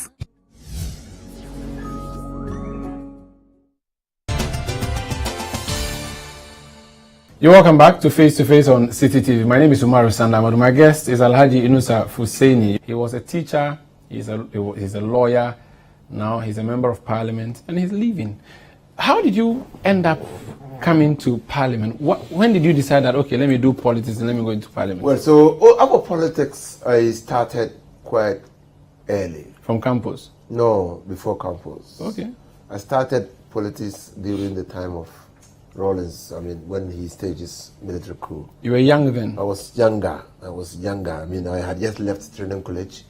And at that time, directive came through that we should establish zonal people's shops so that essential commodities could be distributed through the people's shops, so that people in the community could go and access the essential commodities. We used to call them essential commodities, mackerel, sugar and others from those shops.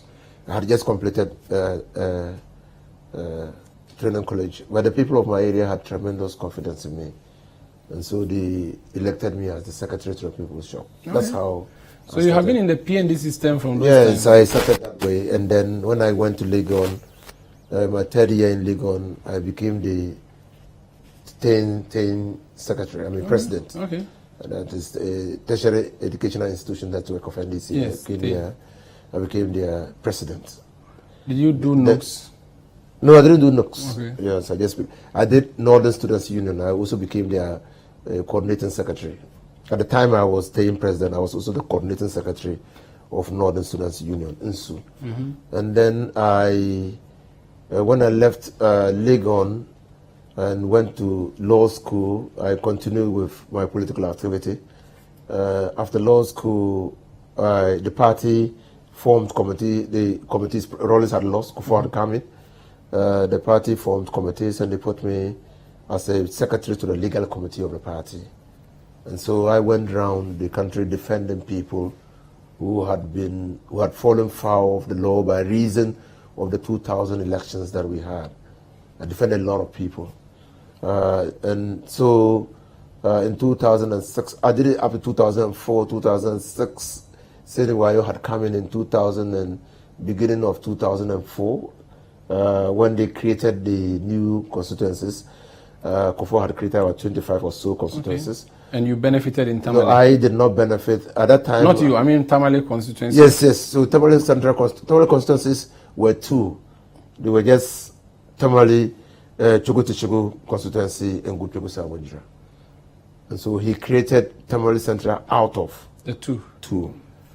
Now, so then, when that was created, I was in court with Kokuba, challenging the authority of the president to create constituencies. We thought that was gerrymandering. Okay. But even though we were in court, in party circles where we knew that they would stand, so I was told to prepare myself to go and contest Tamale Central.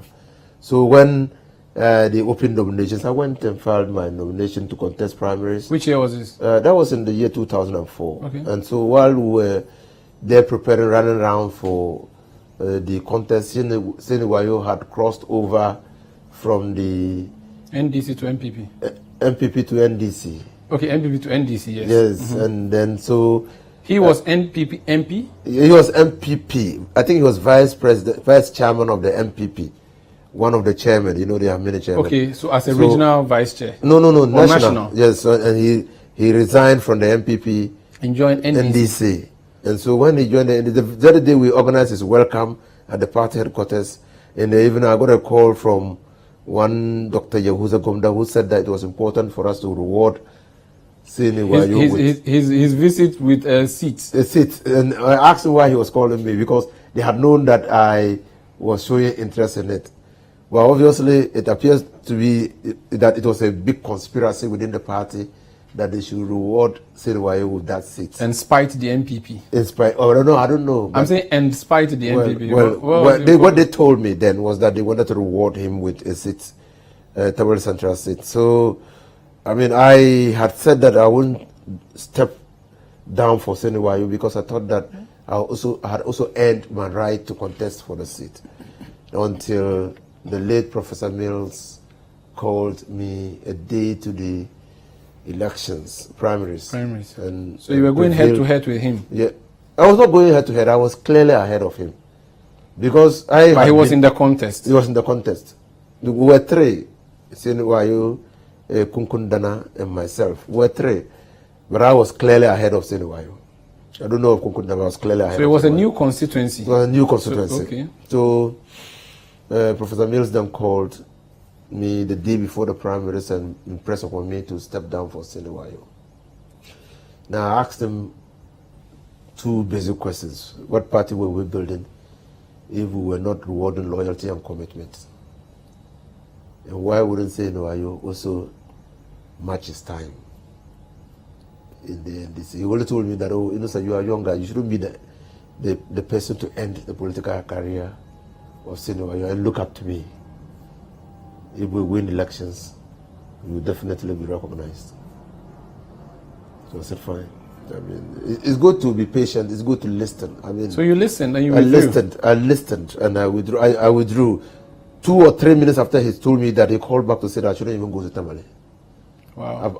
Apparently, he had received signal from Tamale that if I went to Tamale, I'll be compelled to contest the elections. So he said I shouldn't even go to Tamale. So I didn't go to Tamale. So you withdrew from Accra? I withdrew from Accra and I didn't just go to Tamale, and that was all. So why you saying he became MP? MP. Then 1.5 years in his reign, he decided to cross back to the MPP. Someone you had rewarded with a seat? Yes. He left you in the cold? In the cold 1.5 years after. So why are you saying he won and became the first MP for that constituency? For the Tamale Central constituency. And what happened next? And so he resigned 1.5 years into his reign. He quit. He went back to the MPP. Why? Well, I don't know.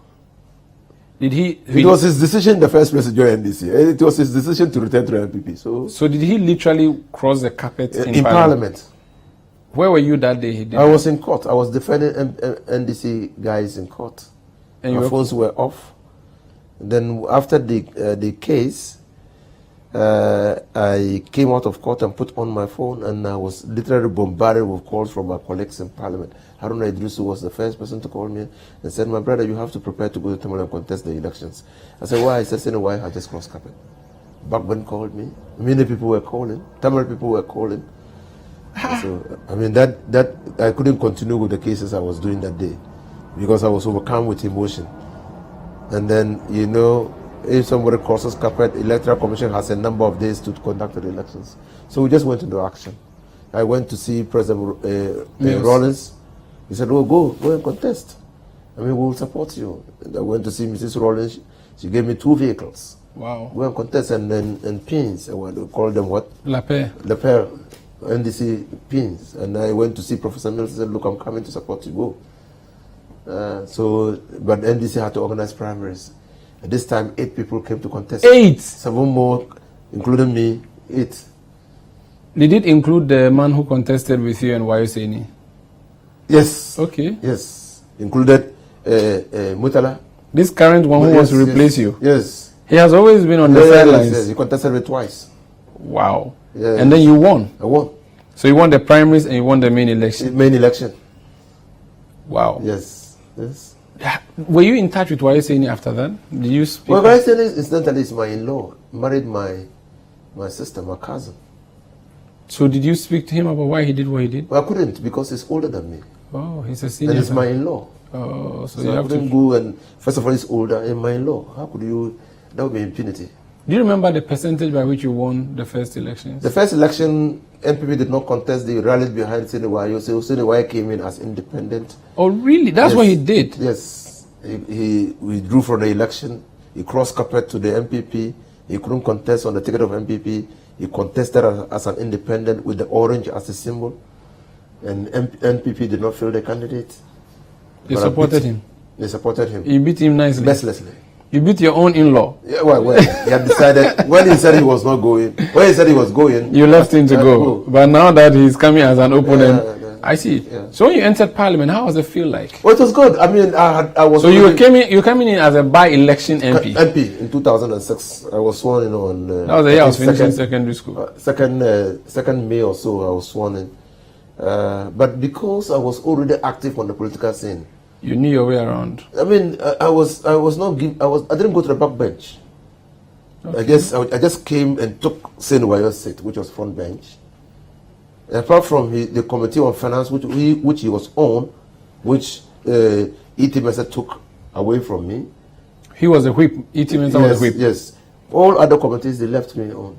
And they added me the Constitutional, Legal and Parliamentary Affairs Committee. Which you are serving on up to now? Up to now. And then they made me deputy ranking to the Constitutional, Legal and Parliamentary. So yes, I just came to Parliament in leadership position. So you knew your way around? I knew my way around, and I started debating on the floor of the House. I mean, I debated... Lawyer Fuseni?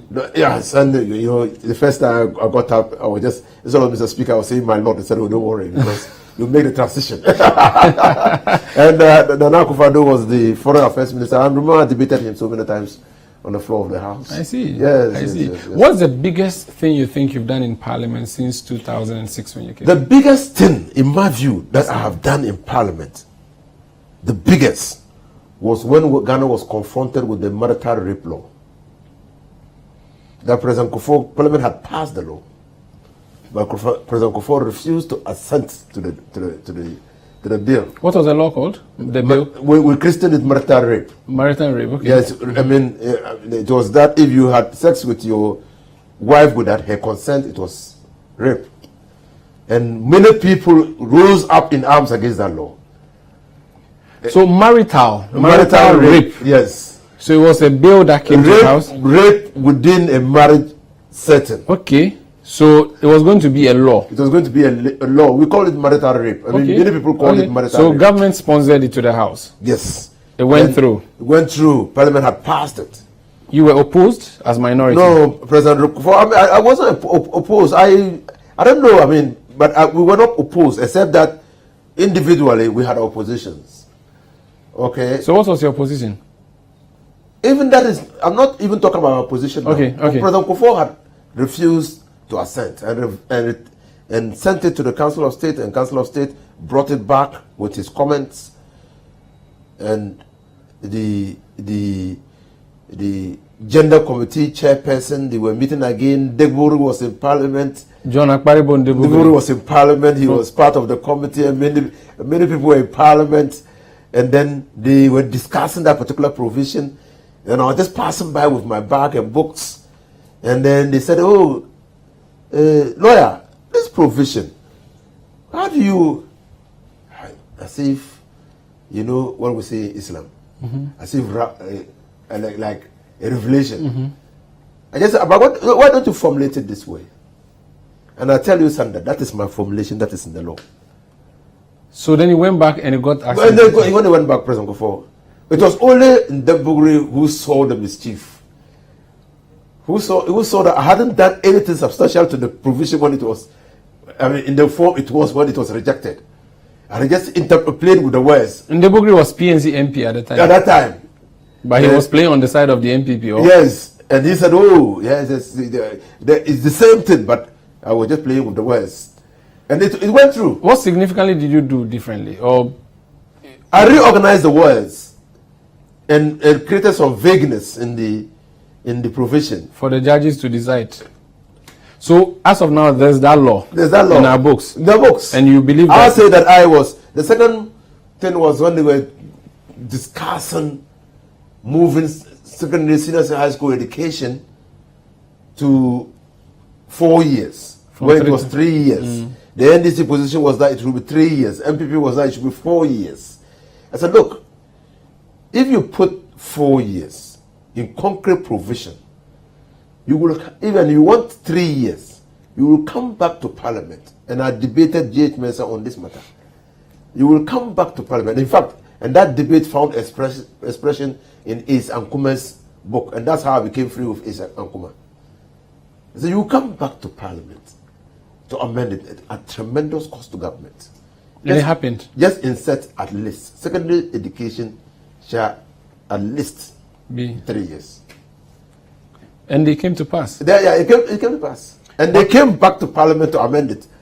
And then when NDC, they put 4 years. When the NDC came, we came back. The party came back. Government came back to Parliament to amend it to 3 years. On the marital law thing, marital rape thing. So currently, what does the law say? If you're married to someone, you can rape them. No. It's not. I formulated something like the requirement of consent does not extend to a marital setting or something like that. Okay. So, I'm sure we can find it. What is the worst thing you did in Parliament? There's no Parliament. I don't remember doing anything worse in Parliament. What's your biggest regret of the parliaments you served in? I should have been working harder than before. Because this is my last stay in Parliament. I've actually been able to master the act of lawmaking and to read internal consistencies and inconsistencies in the bill, to be able to project and see whether or not, if a provision of this nature is passed, it will impact on other existing legislation. And does that provision capture the real intent of government? And all those things, yes. Which law passed by the House of which you were in do you consider the biggest regret? Vigilantism. The law on vigilantism? Yes. You thought it shouldn't have gone through? No, I thought that the energy that we spent, when the bill on vigilantism and other offences came to to Parliament, it lacked conceptual clarity. The government did not know what they were doing. The vigilantism was not properly defined. The ambit of the law was not known. The law itself was at large. Okay, the memorandum to the bill did not address the issue or provide any insight into what government wanted to do. We in Parliament worked on the bill, worked on it with Chimensa Bonsu, with a lot of colleagues. We redrafted we redrafted the memorandum to the bill. We virtually took control of the bill because we thought that vigilantism must end. Parliament was showing its commitment to ensuring that this canker is stopped. We increased the sentencing regime and the penalties. But we identified groups. We roped in chiefs. We roped in political actors. We roped in party. But it was all thrown away. No, it's not being acted upon.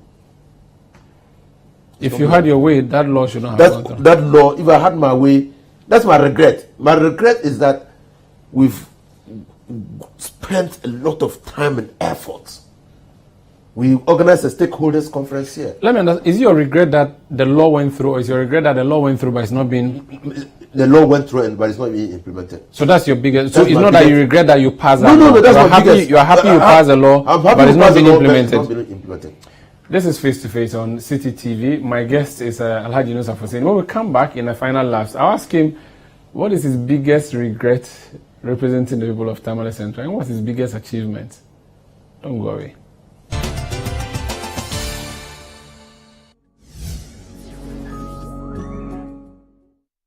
Since 2017, a new dawn is breaking in Ghana. The NPP is building the foundations for growth and transformation. We are curbing unemployment with new and decent jobs. Thanks to Nana, I've got a new job through NAPCO. That is why I'm voting for him as the MPP. The promise of free SHS is now a reality. Through education, I have a brighter future. That's why I'm voting for Nana and the MPP.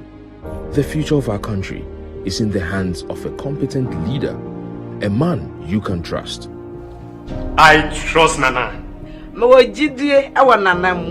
This December, let's protect our progress.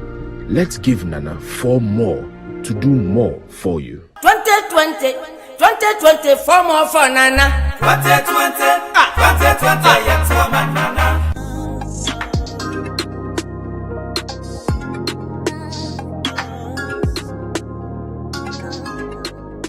Message here says, hello. I politely asked my wife whether she's cheating on me because she doesn't pick my calls.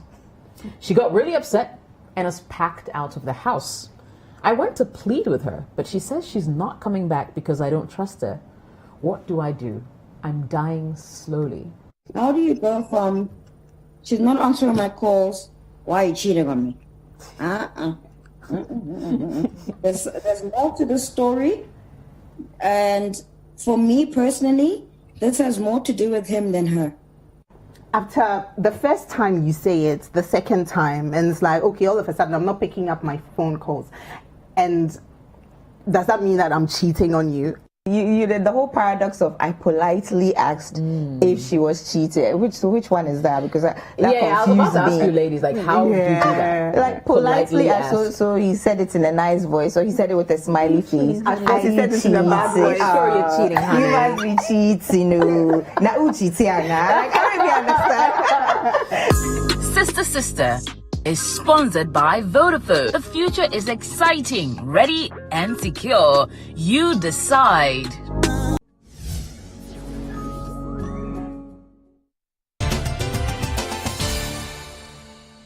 You're welcome back to Face. Now, why have you decided to leave Parliament? Well, 2006 when I went to Parliament,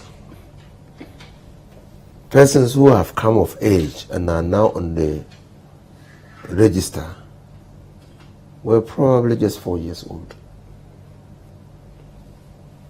and now they are registered voters. It means a generational change. Been in Parliament for more than 10 years. 10 years is enough to turn the wheels of the F. It's a shift, a decade. Now, it's important that when you occupy public position or any other position which is not hereditary, you take account of generational changes and make sure you create opportunities for people who will come after you. is very, very important. And I say that in the last election in 2016, clearly, I needed no one to tell me that it was time for me to move on. The ground was not looking good? No, not the ground. I had won the election by close to 19,000 votes difference between myself and the NPP. It's not about 19,000 votes difference. It's not about that. But it was reduced. Those who contested, it was not reduced. Those who contested me were all far younger than me. So you're not leaving the house because you thought that if you went again you would lose? No. Or your vote will reduce? No. You just thought that you have served? No. I've served, and then I could see that clearly. I mean, all those who contested me were younger. What about those who say that the longer you serve in Parliament, the more experience you have? It's true, but that's the what is it? The paradox of the situation. Yes, the longer you serve, obviously in Parliament, when I get up to speak, the speaker will recognize me, and this speaker particularly has been very kind to me in recognizing me. My colleagues sometimes defer to me on matters of procedure in the House because I've kept long. So why denying the House that opportunity? But you can also deny the large segment of people in Tamale who want to represent, who are bringing something new and fresh. You have several other MPs in the House who've served way longer than you. They're not like me. That makes us different. I don't have hair. Some do, older than me, but they still have hair. You don't have hair? You don't have hair. You don't want me to show you? Can I see? I don't have hair, you see? Oh. But there are others who are older than me with hair.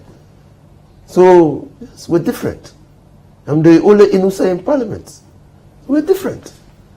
But I simply came to the conclusion that after serving my people for close to 15 years, it was time to move on, not to seek competitive legislative elections. I know it's difficult. I mean, every day that we go for committee meetings, especially in lawmaking, my colleagues lament the fact that I will not be in the next Parliament. But that is not to say that the incoming Parliament will not breed or, invest in building the capacity of someone or more people in Parliament to be like me or better than me. Do you have an advice for other MPs who may want to stay? You just stay away. Yeah. If you want to stay away, just take a decision. You see, I told you when you interviewed me on radio, that life is like a book. If you continue rereading the last chapter of the book, you are not going to turn onto the next chapter. So you have to make a conscious decision to finish the last chapter of the book before you can transit onto the next chapter. That's how life is. That decision is your decision. What is the next chapter for Yunus Afuseni? The next chapter is how to make myself useful and responsible citizen of this country. You're going to continue to practice law? I'm going to continue to practice law. I've gone into farming. I'm going to feed the nation. And I'm going to help John Dramani Mahama after the 2020 elections when he becomes president. You would serve in his government if he gives No. In any role that he gives me, I'm going to. My duty is to help him succeed. If he gives you minister, you would like it. Well, I don't think that ministerial position is the only capacity in which you can. But if he gives you, which position, ministerial position, do you think you would enjoy? No, I'm not even talking about ministerial position. I know. Even as a common man on the street, former MP, former minister, I still have capacity to help John Dramani Mahama succeed as president when he wins election 2020. So it's important for us to understand. Name 3 things, tangibles, that you have lived for the people of Tamale Central that excites you. Well, I've added more classrooms to schools in Tamale Central than any other MP who has come before me. Any other MP who has come before me. Well, only one came before you, and he served a year now. Yeah, as Tamale Central. Yes. I'm talking about even combined. Old constituencies. Yes, okay. Yes. Mm-hmm. I've done roads in Tamale Central that no MP has ever done. Because no MP has been minister for roads before. You were. Well, I started doing roads even before I became minister because it was just a felt need of the people. You never understand the importance of roads until you see a pregnant woman being carried on the back of, being carried on the truck, pushed to the road in order to enable the pregnant woman enter a taxi or a car for hospital. Because there were some areas in Tamale that a vehicle could not just enter. What's the third thing that excites you? Well, the third thing that excites me is that I have been able to serve my people to the extent that up to now, people in Tamale still look to me for leadership and direction. I think that is a vote of confidence in me, and that excites me. 3 things you regret. Well, I don't have many regrets. Actually, I don't have many regrets. Maybe I should have been able to do more. I should have realized my potential long before now. That look, I could be a good drafter of the law. I should have seen that many other things, many other people in Tamil Central could have been lifted up through my involvement in their lives. But well, you can only do so much. On January 7, 2021, there will be new MPs. You will not be there. Yes. There will be old ones returning, but there will be some new ones coming in afresh. Speak to them about what they should, do, what they should not do. Well, Parliament is a very interesting place. There's work for everybody. You just need to select something that you think you can invest your time and energy in. If you want to be the champion of or a master of the standing orders of Parliament, an MP before you has done that. He was not a great educator. That is to say, he did not go to all the big schools in Ghana, but he was recognized once upon a time as the master of the standing orders of Parliament. If you want to be the expert in finance... Who are you referring to?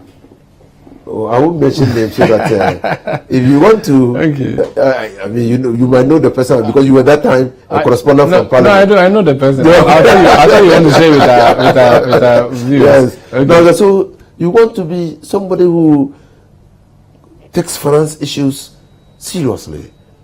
You can just master that. Should MPs... You want to take corruption matters seriously. You can just master that. And then anytime there is something on corruption, they'll come to you. Everybody's looking for you. Should MPs serve as ministers? Yes, it's a constitutional injunct. If you had your way, speaking as a true member of Parliament, would you rather there's true separation of powers? I'd rather there is true separation of powers. That's why I regret that President Nana Akufo-Addo has not given much care and attention to the constitutional review, the report of the Constitutional Review Commission that submitted so many amendments to the constitution to move it from a political constitution to a developmental constitution. Because in that proposal, it was said that the present arrangement weakens Parliament, and there was a need to bring back the authority of Parliament by way of giving the President the hand to appoint persons outside Parliament. And the autonomy of Parliament. So Alhaji Inusa Fuseini, Member of Parliament, outgoing Tamale Central, former Minister.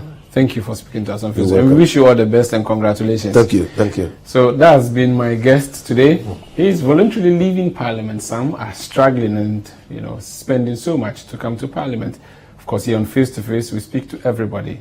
And tonight, we've heard from Alhaji Inusa Fuseini. My name is Umaru Sandama. We'll be back next week for another exciting episode as we count down to election 2020. The US has voted today.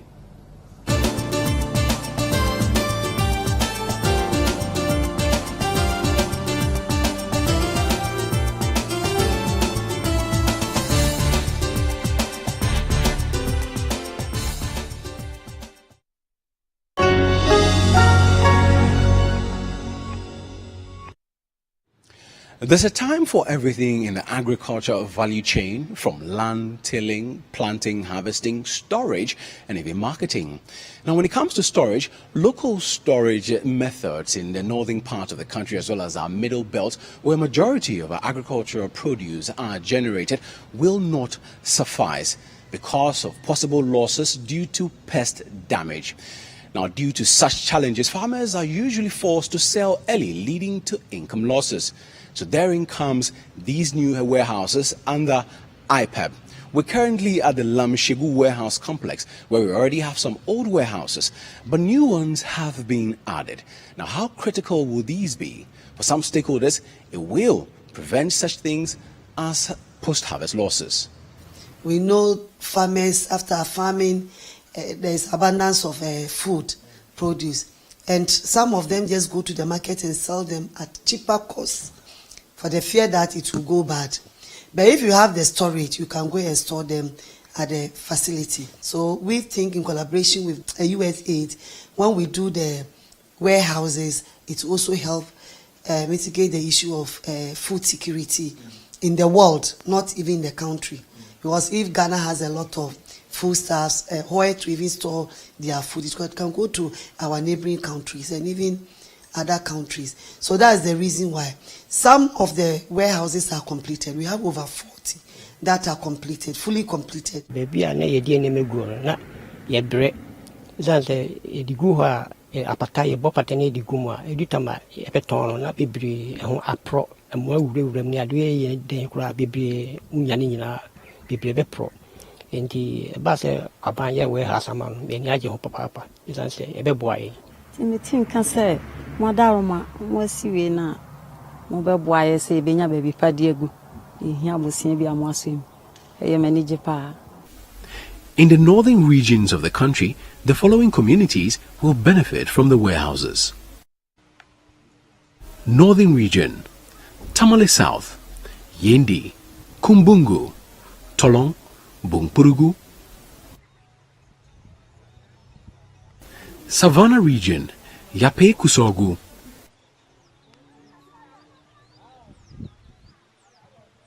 Upper East Region: Busa North, Paga, Pusiga, Boku Central, Tempane. Upper West Region: Lambusie, Wa East, Sisala East. The following communities across the country will also be beneficiaries of the One District One Warehouse project. Ashanti Region: Ejra Seche Dumasi, Kumewu, Ofinsu North, Ahafano North, Mampong, Seche Afram Plains. Bono Region: Sunyani East.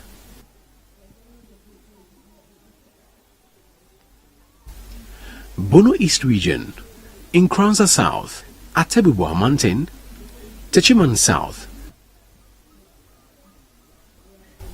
Eastern Region: Upper Menyakrobo, Fantiakwa North, Impraiso, Yilokrobo, Ayinsuano, Afram Plains North, Afram Plains South.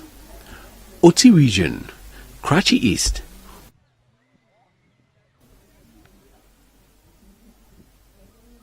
Greater Accra Region: Shai Osudoku.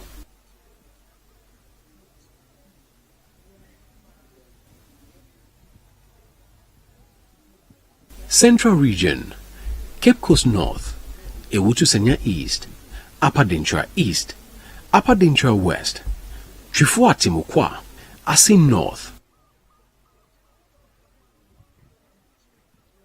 Western North Region: Dwaboso, Seshiyuoso, Bia East, Swaman, Bibieni and Shuaso Bekwai.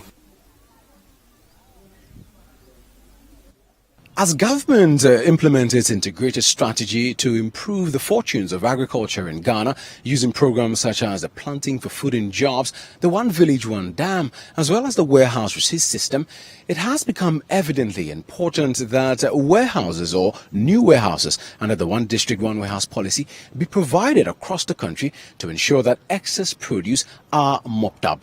Now, this will not only help reduce the incidence of post-harvest losses, but will also improve the fortunes of the ordinary Ghanaian farmer.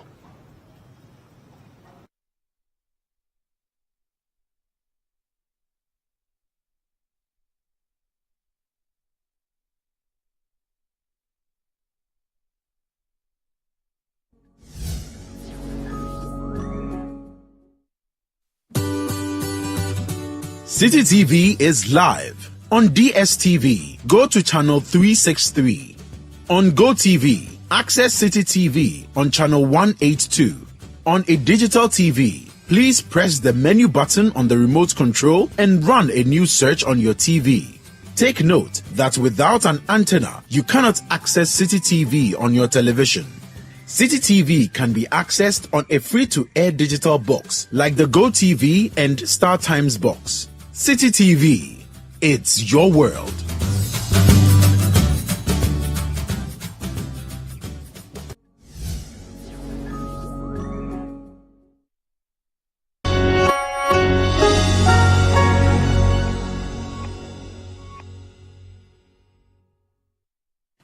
Voter's Diary is sponsored by Samsung.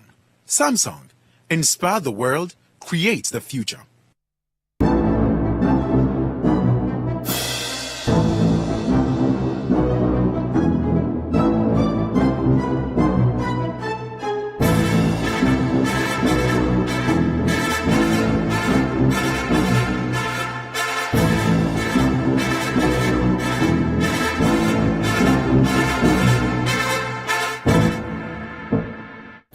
Now, this is the Election Bureau. My name is Vivian Kailoko. Welcome to the Voters Diary. Today, we're talking about security. Security is a big thing in every election across the world, whether it's the U.S., the U.K., and here in Ghana. It will interest you to know that the Ghana Police Service today announced that it had identified over 6,000 flashpoints across the country and will be keeping an eye on those flashpoints as well as other places across the country. But how safe are you in going to cast your vote on the 7th of December? We'll look at this and many matters arising over certain flashpoints across the country in the Greater Accra region and the Ashanti region especially. We'll be right back.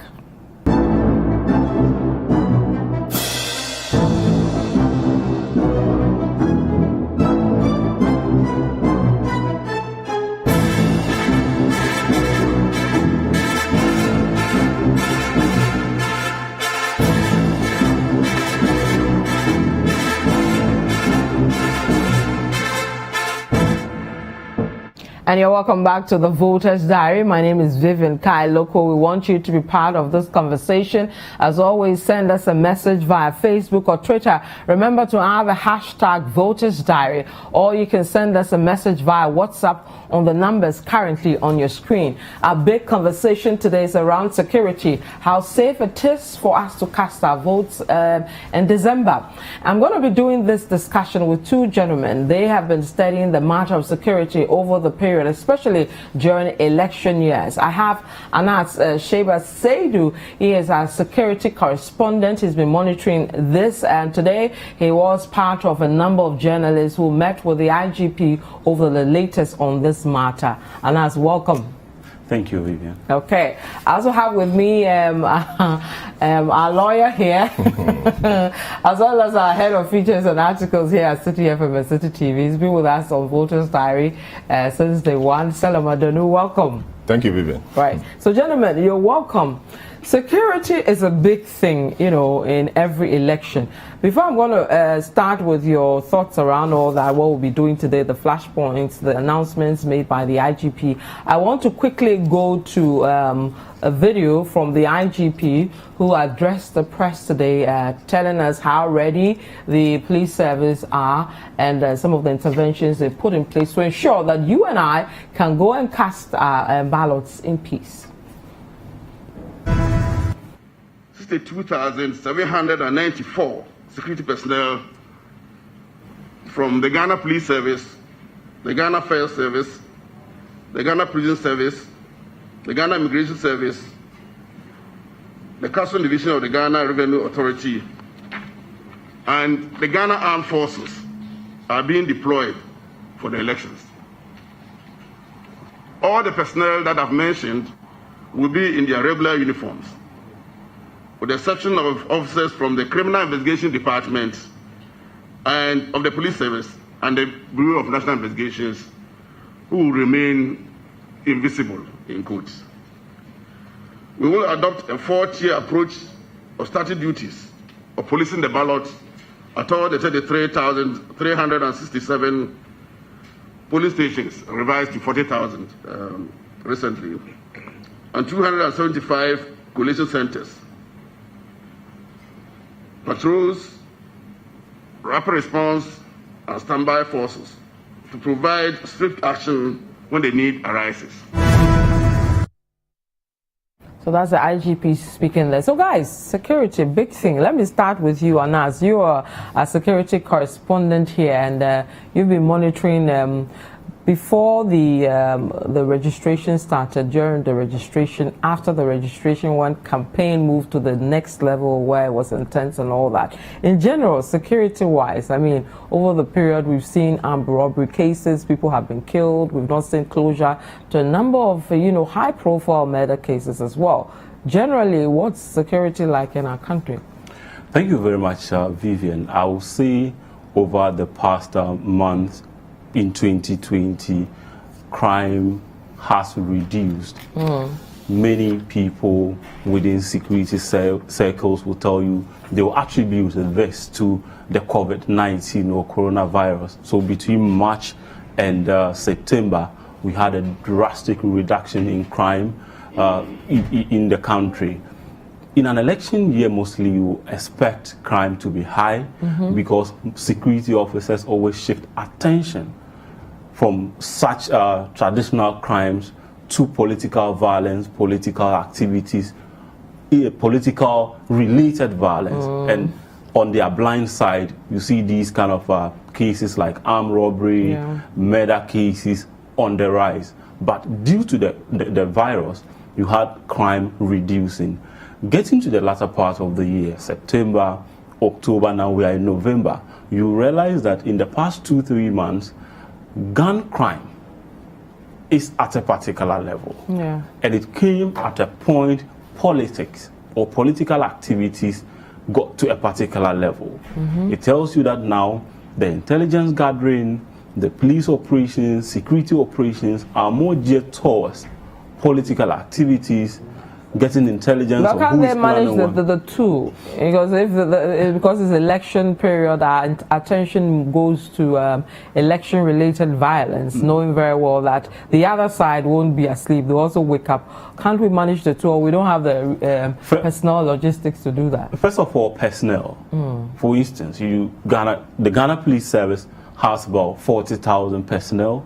Out of that, I can tell you they have around 20-25 active service personnel, because they are 25,000 who are active now in the service, because we have some who are mothers, some are pregnant, some are on peacekeeping missions, others are on special duties. So those who are there to actually work on these things are around 20-25,000. You go to the other areas, they have a reduced number as far as operations are concerned. So in terms of numbers, we are constrained. Secondly, during the political season, there are a lot of things that are overlooked.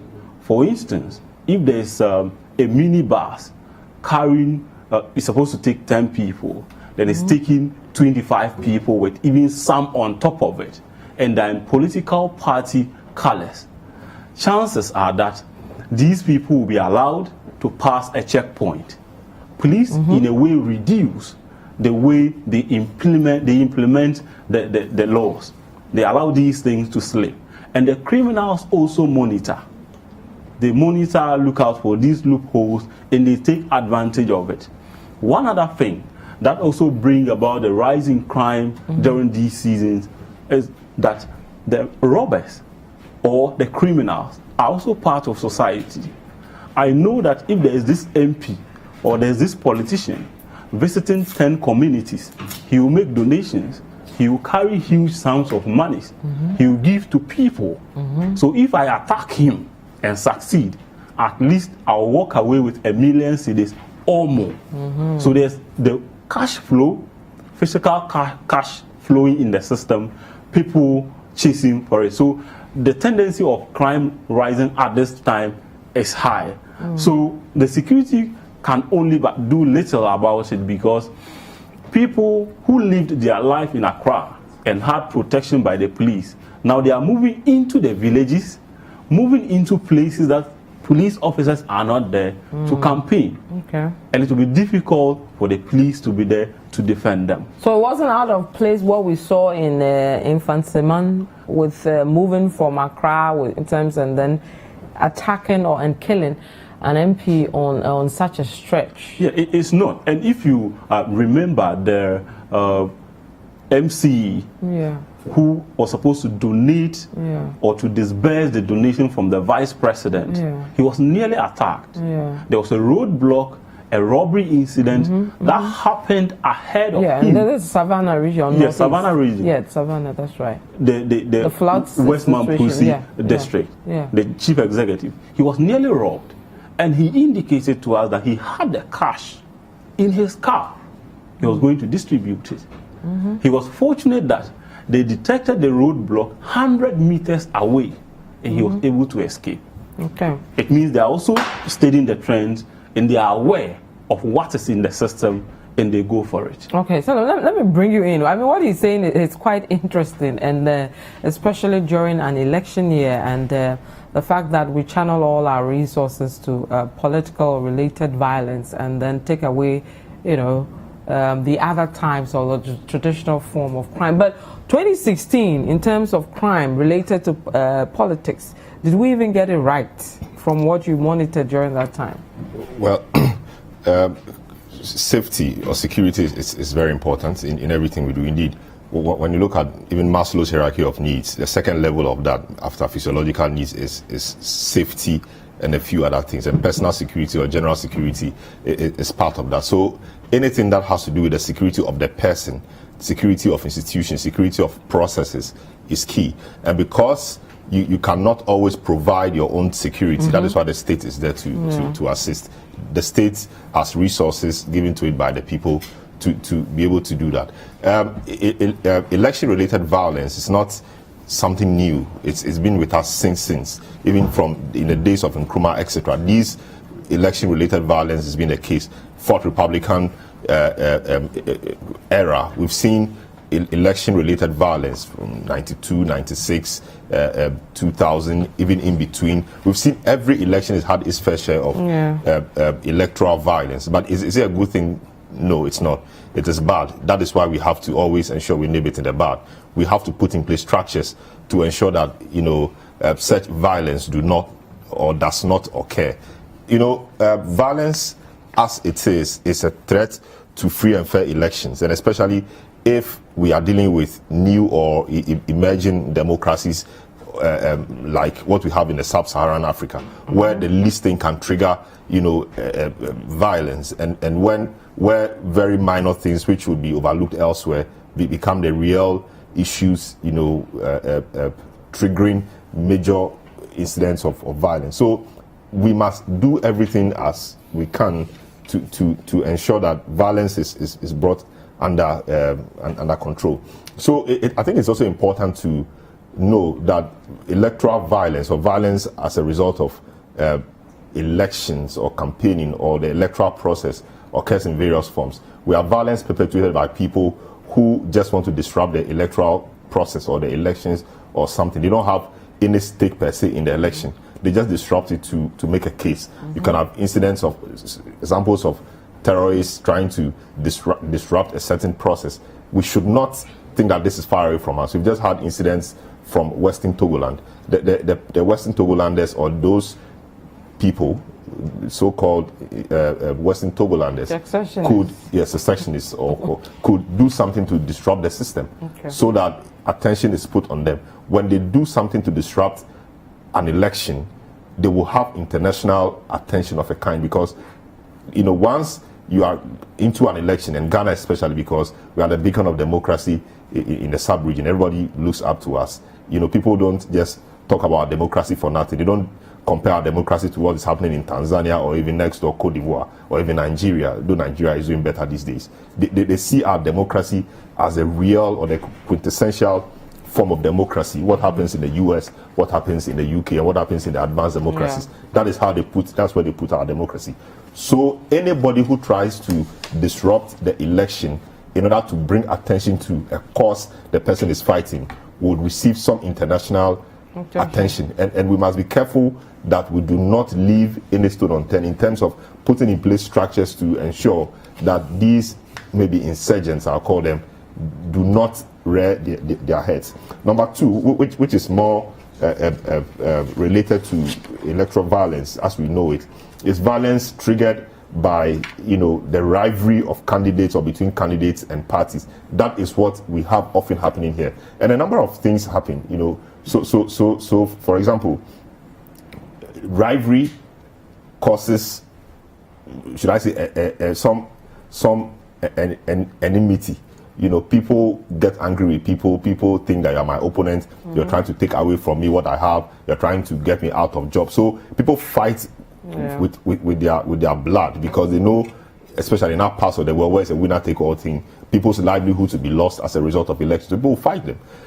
We have violence which occurs pre the election, during the election, and then post the election.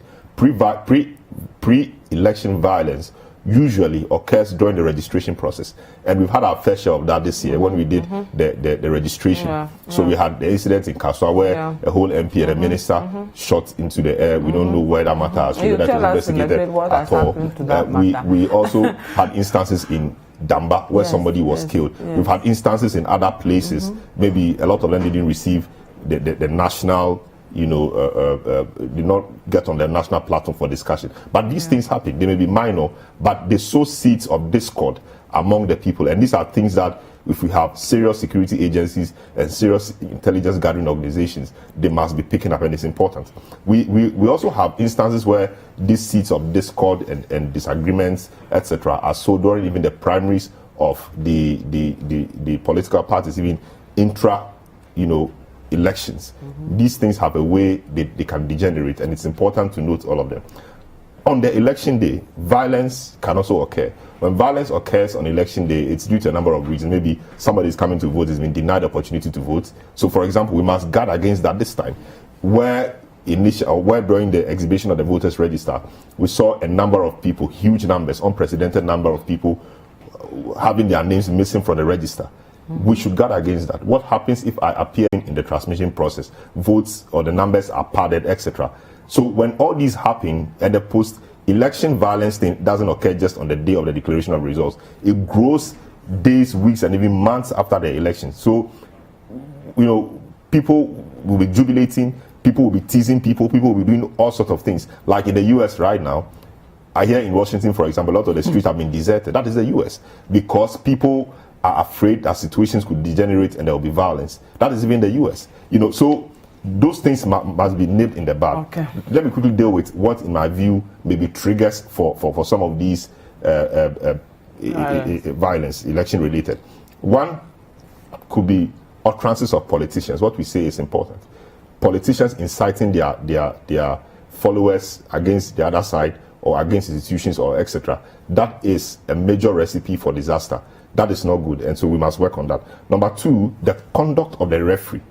The referee must be free and fair. In this case, our referee is the EC. So if a party to the election realizes or suspects or thinks, justifiably or not, that the referee is not free and fair, and so the referee has skewed or has tainted the processes leading to the election against them, they kind of put themselves in readiness to start something. Should at least or should there be a least trigger, and that we must ensure we don't condone. Okay. Also, the conduct of police and other institutions, the conduct of the security agencies, how do they behave? Are they free and fair? When a party does something, how does the police and other institutions deal with it? Do they discern and deal with the group like they would have dealt with anybody else, or they see who the members of the group are and where they belong before they act? Okay. If they don't act freely and fairly, people take note and they sow seeds of discord. We can also have lack of clarity in guidelines. So, for example, we saw in Ododo recently that one political group had its health work, the following another group was having its health work. What is the guideline? Do we say that when you reach this place, you don't do this or use this route, and so we will protect you or we will guide you, etc.? What are the guidelines? In 2016, we saw the incident in Nima where some people were having a health work or so around Anado's house, and I hear people threw stones and so into the house and degenerated just by the Nima police station. What are the guidelines? Do you allow such walks in areas like that? What are the guidelines? Clarity of guidelines are important. Okay. And until we sort out all these things, we'll be joking in deployment.